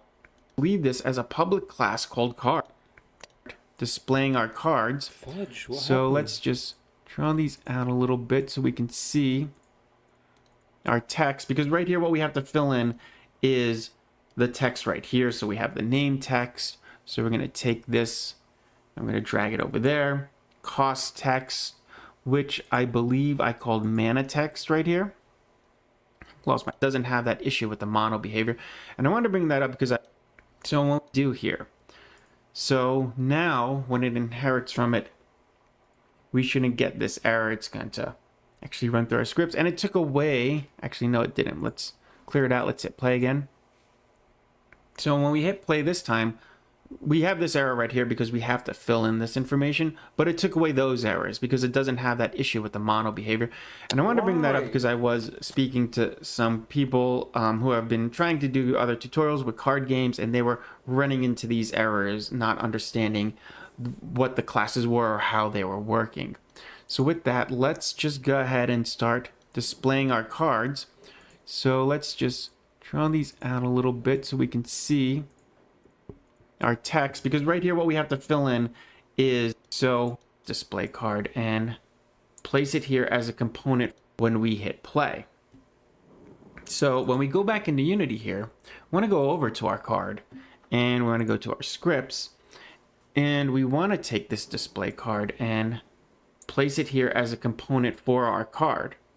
So I'm going to just hit play right now, and there's going to be a bunch of errors. Actually, let me just hit the add there. And the error I wanted to show you was this first one. It says you are trying to create a mono behavior using the new keyword. This is not allowed. Mono behaviors can only be added using add component. Alternatively, your script can inherit from scriptable object or no base class at all. So when we hit, let's just go ahead and start displaying our cards. So let's just draw these out a little bit so we can see our text. Okay. Because right here, what we have to fill in this. is the text right here. So we have the name text. So we're going to take this, I'm going to drag it over there.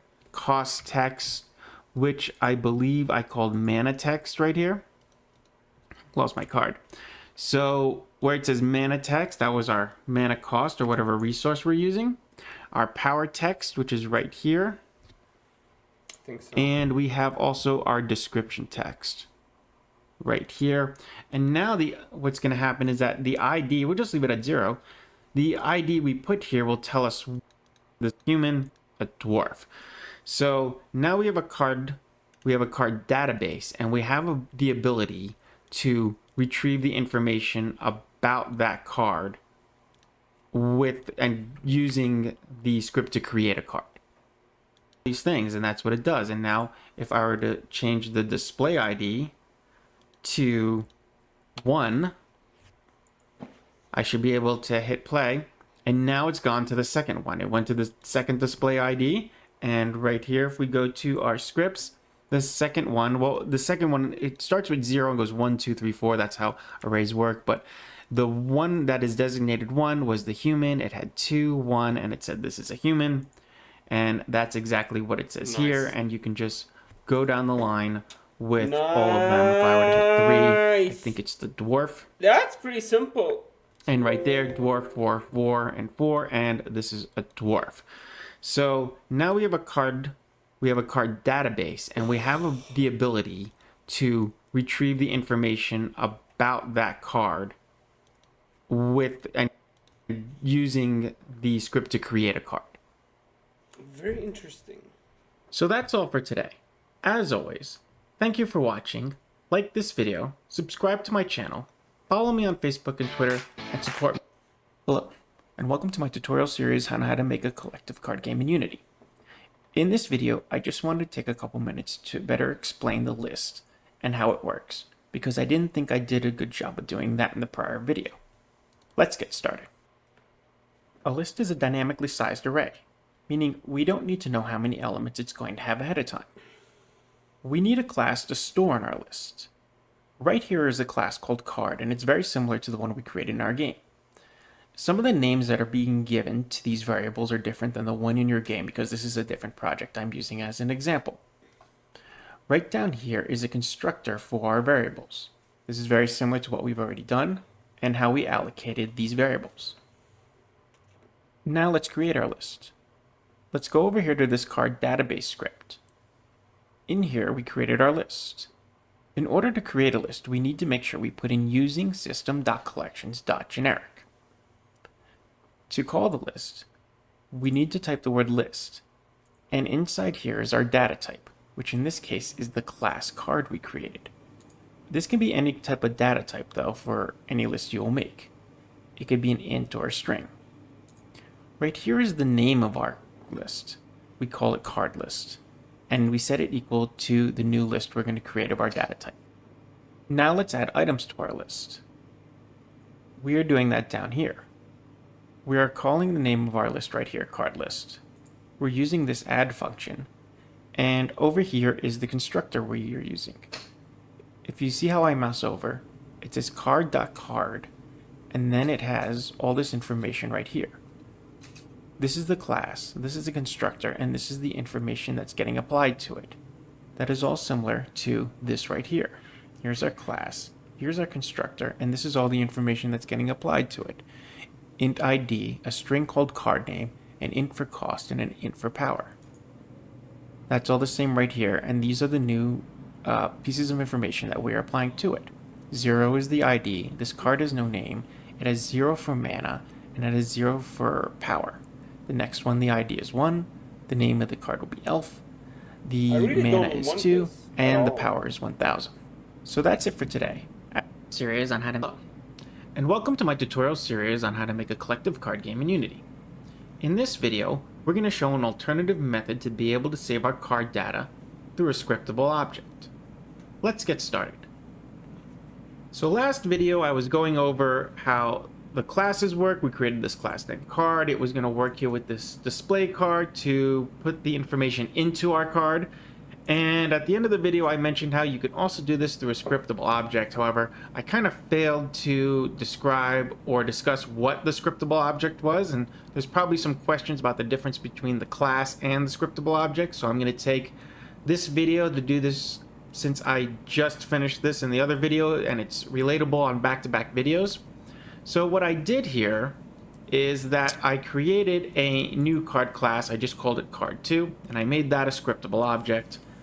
And then I created another card display, similar to this one, not quite the same. And I also, back here in Unity, I just kind of deactivated the card here, which I would do just by clicking this box. And I did the same thing with the card database. And then I just created this card right here. It's just a duplicate of this card that's up here. Same thing, but the difference is I attached the card display script to it, and we're going to talk about a scriptable object and show you how one works. So essentially, a scriptable object is a container for data. Now, if we didn't have scriptable objects when doing things like this card game, we would probably have to create a whole bunch of game objects and probably prefabs with different information in it, or different things in it. So if we had like 52 cards, we'd probably have to create 52 individual game objects, and that's not very clean, as opposed to creating a scriptable object that can be used to instantiate different objects that can contain similar or the same data. So with that in mind, we go back over here to our script, and here is our card2, and here I have it as a scriptable object. Now, nothing here on the surface appears very much different. I created some strings and some ints, and the only difference here is I didn't create this function right here, because I don't really have to, because I have the scriptable object. And also, right up here at the top, I have this line of code, create asset menu, file name equals new card, comma, menu name equals card. And what this did is that it created right here, if I go down here and I go to assets, it created, when I right click, I go up to create, and now it has this new menu item called card. And this is what I created with that script. And right here, I had a sample of it, and I'll make another one in a second. I called it Halfling. It's from Dungeons and Dragons. And I can put the name of it right here. Here's all the information from that script. It's just name, description, mana cost, and attack. We'll just assume that's similar to the asset I created called strength. And those are right here, and I can just fill those in and attach this to this new card. And I can do the same thing if I make another one. I go to create, and I text right there, and right here under power, I all the information for the half elf right there. So it acts in the same way as our previous card I used to the class, but I think I'm going to go forward with it. It's going to work, but I still wanted to make sure that you understood. Series on how to make a collective card game. And welcome to my tutorial series on how to make a collective card game in Unity. In this video, we're going to learn how to add an image to our card and be able to swap the image based on which card we want to draw. So in this case, it was human, but if I switch the ID to the next one, to 2, which I believe is dwarf, we'll get a different picture, and I'll explain why this picture looks kind of funny at the end of the video. So in the last video, we created scriptable objects, and to do that, I created a second card than the other card that I created 2 videos ago when I was just doing classes for our database and how to retrieve our data. But for this one, we're going to go back to using this card. So to do that, we're just going to simply uncheck that card, the one that says 1 in parentheses. We're going to go to the other one, we're going to activate it, and that's what this box does. It activates a game object. That's why it came up in the screen here. And we're going to go ahead and activate our card database again, but I'm going to leave this here because I'm going to probably return to the scriptable object foundation that was created in the previous video. But for now, we're just going to keep going with this. So another thing that I did is that I created a folder for these scriptable objects that I create in the description for this video. So you can have access to them, but you can use any PNG or any image that you like for your card game. These are just placeholder art that I'm using right now, and I'll probably come back and replace them at a later time to something that is more suitable for this game. So the next thing we're going to do is we're going to click on Assets. We're going to go into Scripts, and the first one we're going to open up is our card script, and we're basically going to create a sprite to go along with the format we have here. Only in this case, I'm going to have a public sprite, and that's sprite with a capital S, and I'm going to call it simply sprite. And down here, what I'm going to do is I'm going to put a comma, and So he's gonna make a public sprite. He's gonna call it sprite. in here I'm going to put sprite again, And then with he adds another class. a Okay, I get it. capital sprite. Actually, this might get confusing. Let's change this up a bit in terms of names. Instead of sprite, I'll make sprite image. This way I'm not using the same word over and over again. It might get confusing. Comma space, and then I'm gonna put sprite, and then sprite. Oops. Sprite image. Having trouble typing. Yeah, he can't type. So just keep in mind that I took this sprite and this has a lowercase in the beginning, just like all the others. And when I put the one here in the arguments, this one had a capital letter, just like all these did. You know, here I have power with a lowercase, power with an uppercase, because they're two different things here, where we're going to be passing information through here and then defining it here.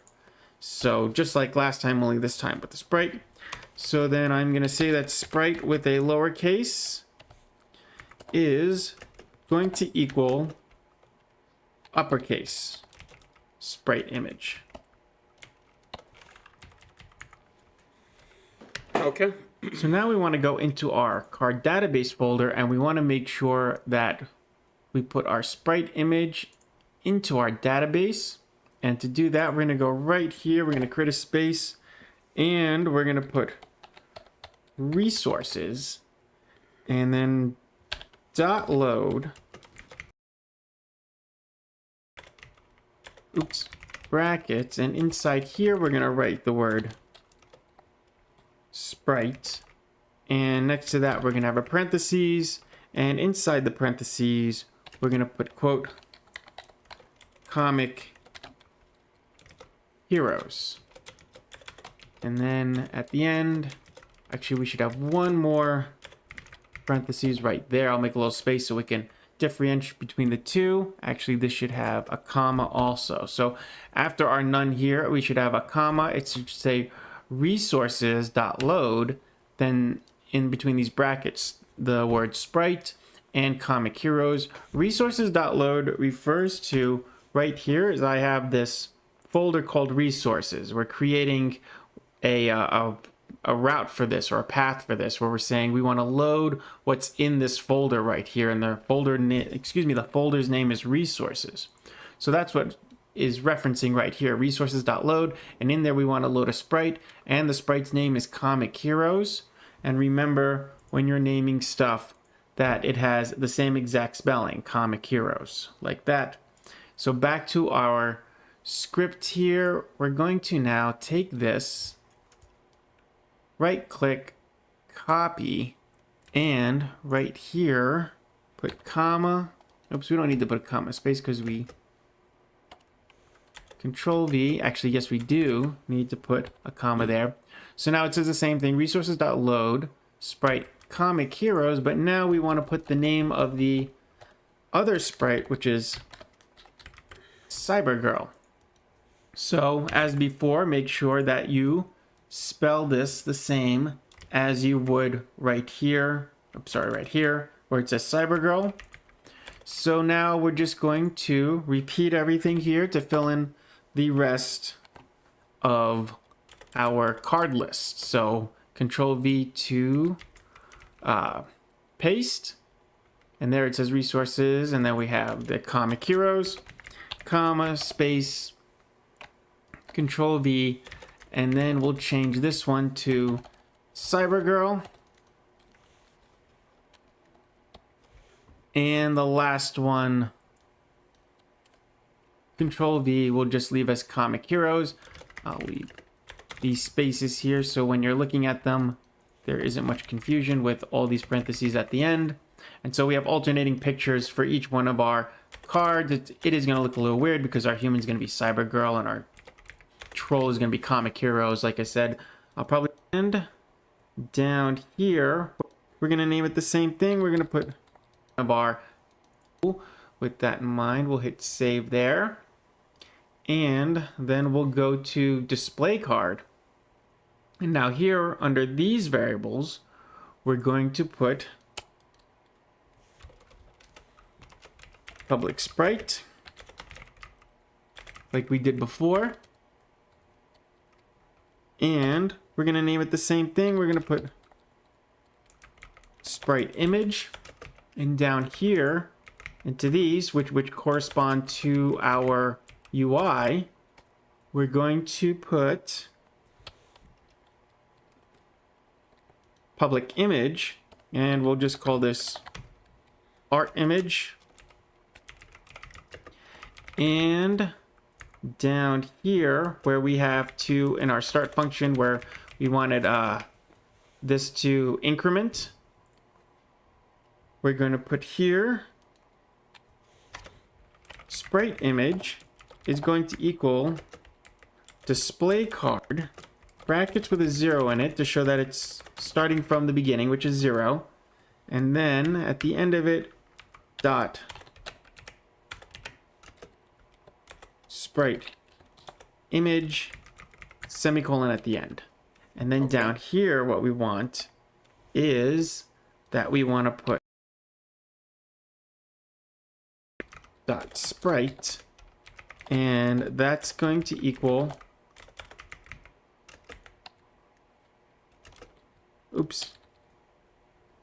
art image, Okay. semicolon. And a small little error right here. This should not be art image. This should be sprite image.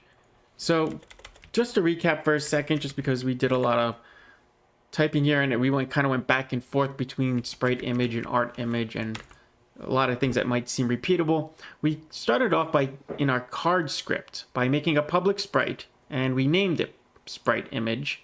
And then we have our public card function right here, which we he made it very drove confusing. through all our variables right here in string, and then we added sprite to this, and we here called this sprite image, and we called it what it's going to. The name of it, these are spelled, the name in the case of the others called Cybergirl, and make sure you spell this exactly the same as these are spelled, the names of these pictures are spelled.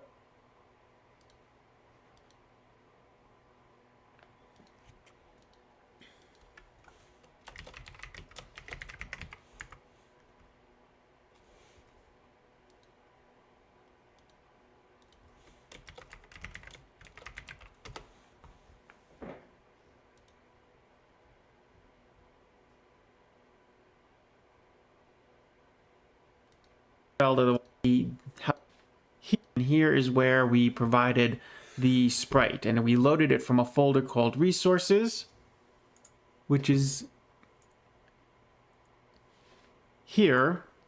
We loaded from this resource folder, .load, said we were looking for a sprite.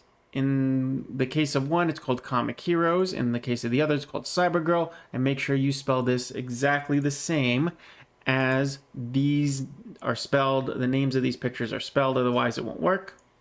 And then lastly, we went to display card, and we defined our variables right here, our int strings and sprites.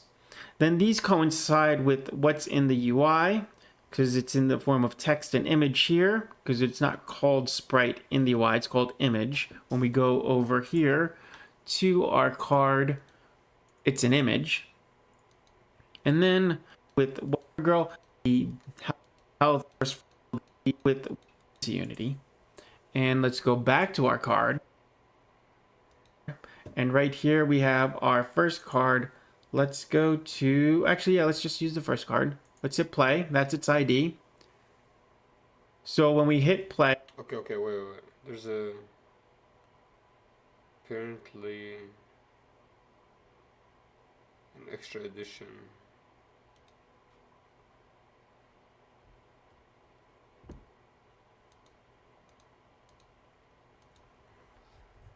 How did he get that new thing? He has a sprite image.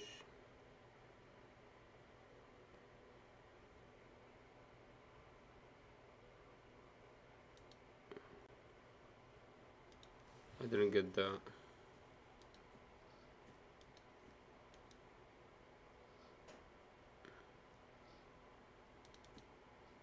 What compiler errors?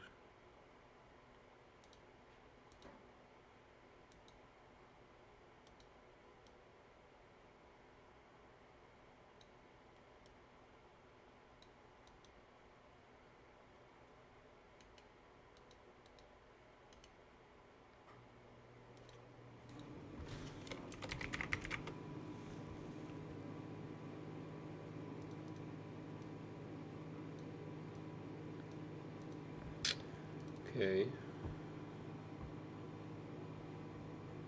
What's wrong with it?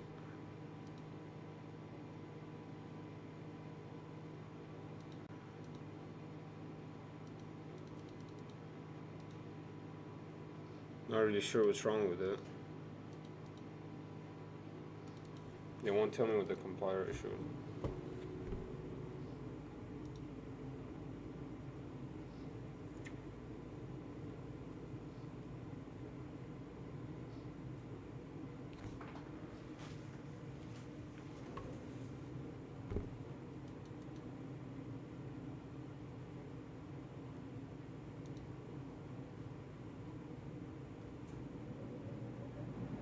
Maybe I need to give a break for my computer. It's too much energy.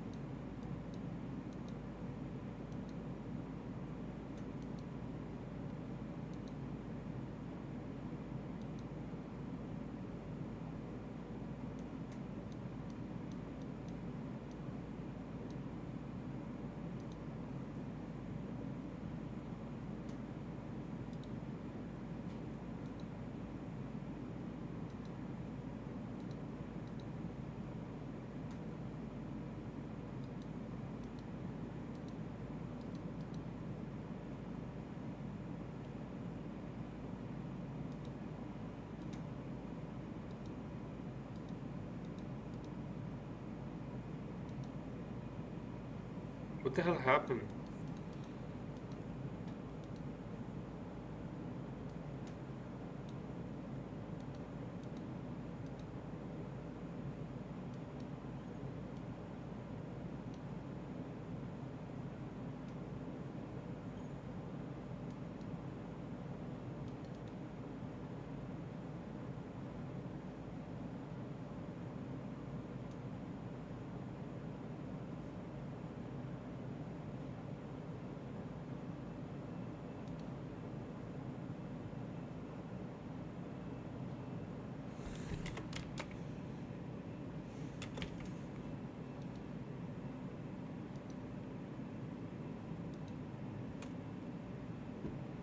I don't even understand what I did wrong.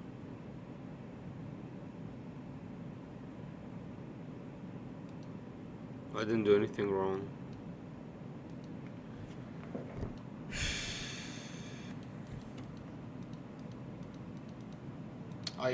I hate, this is the part that makes me want to quit.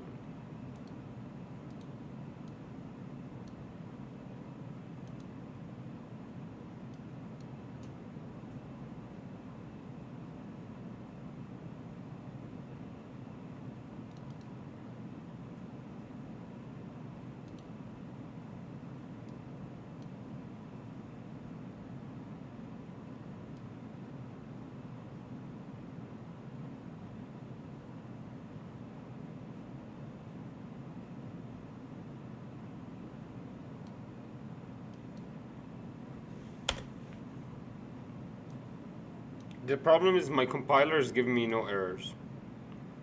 The only errors that are coming are from here.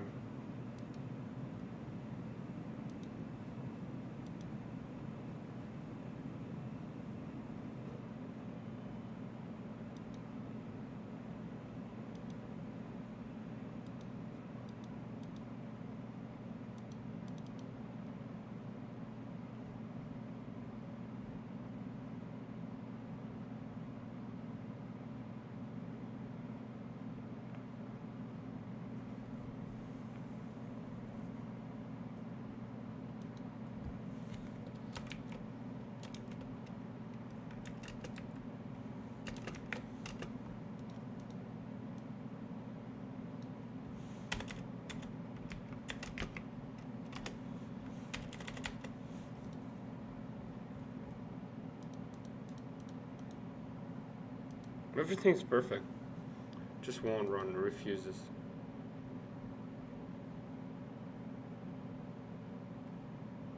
Oh, I think I know what happened.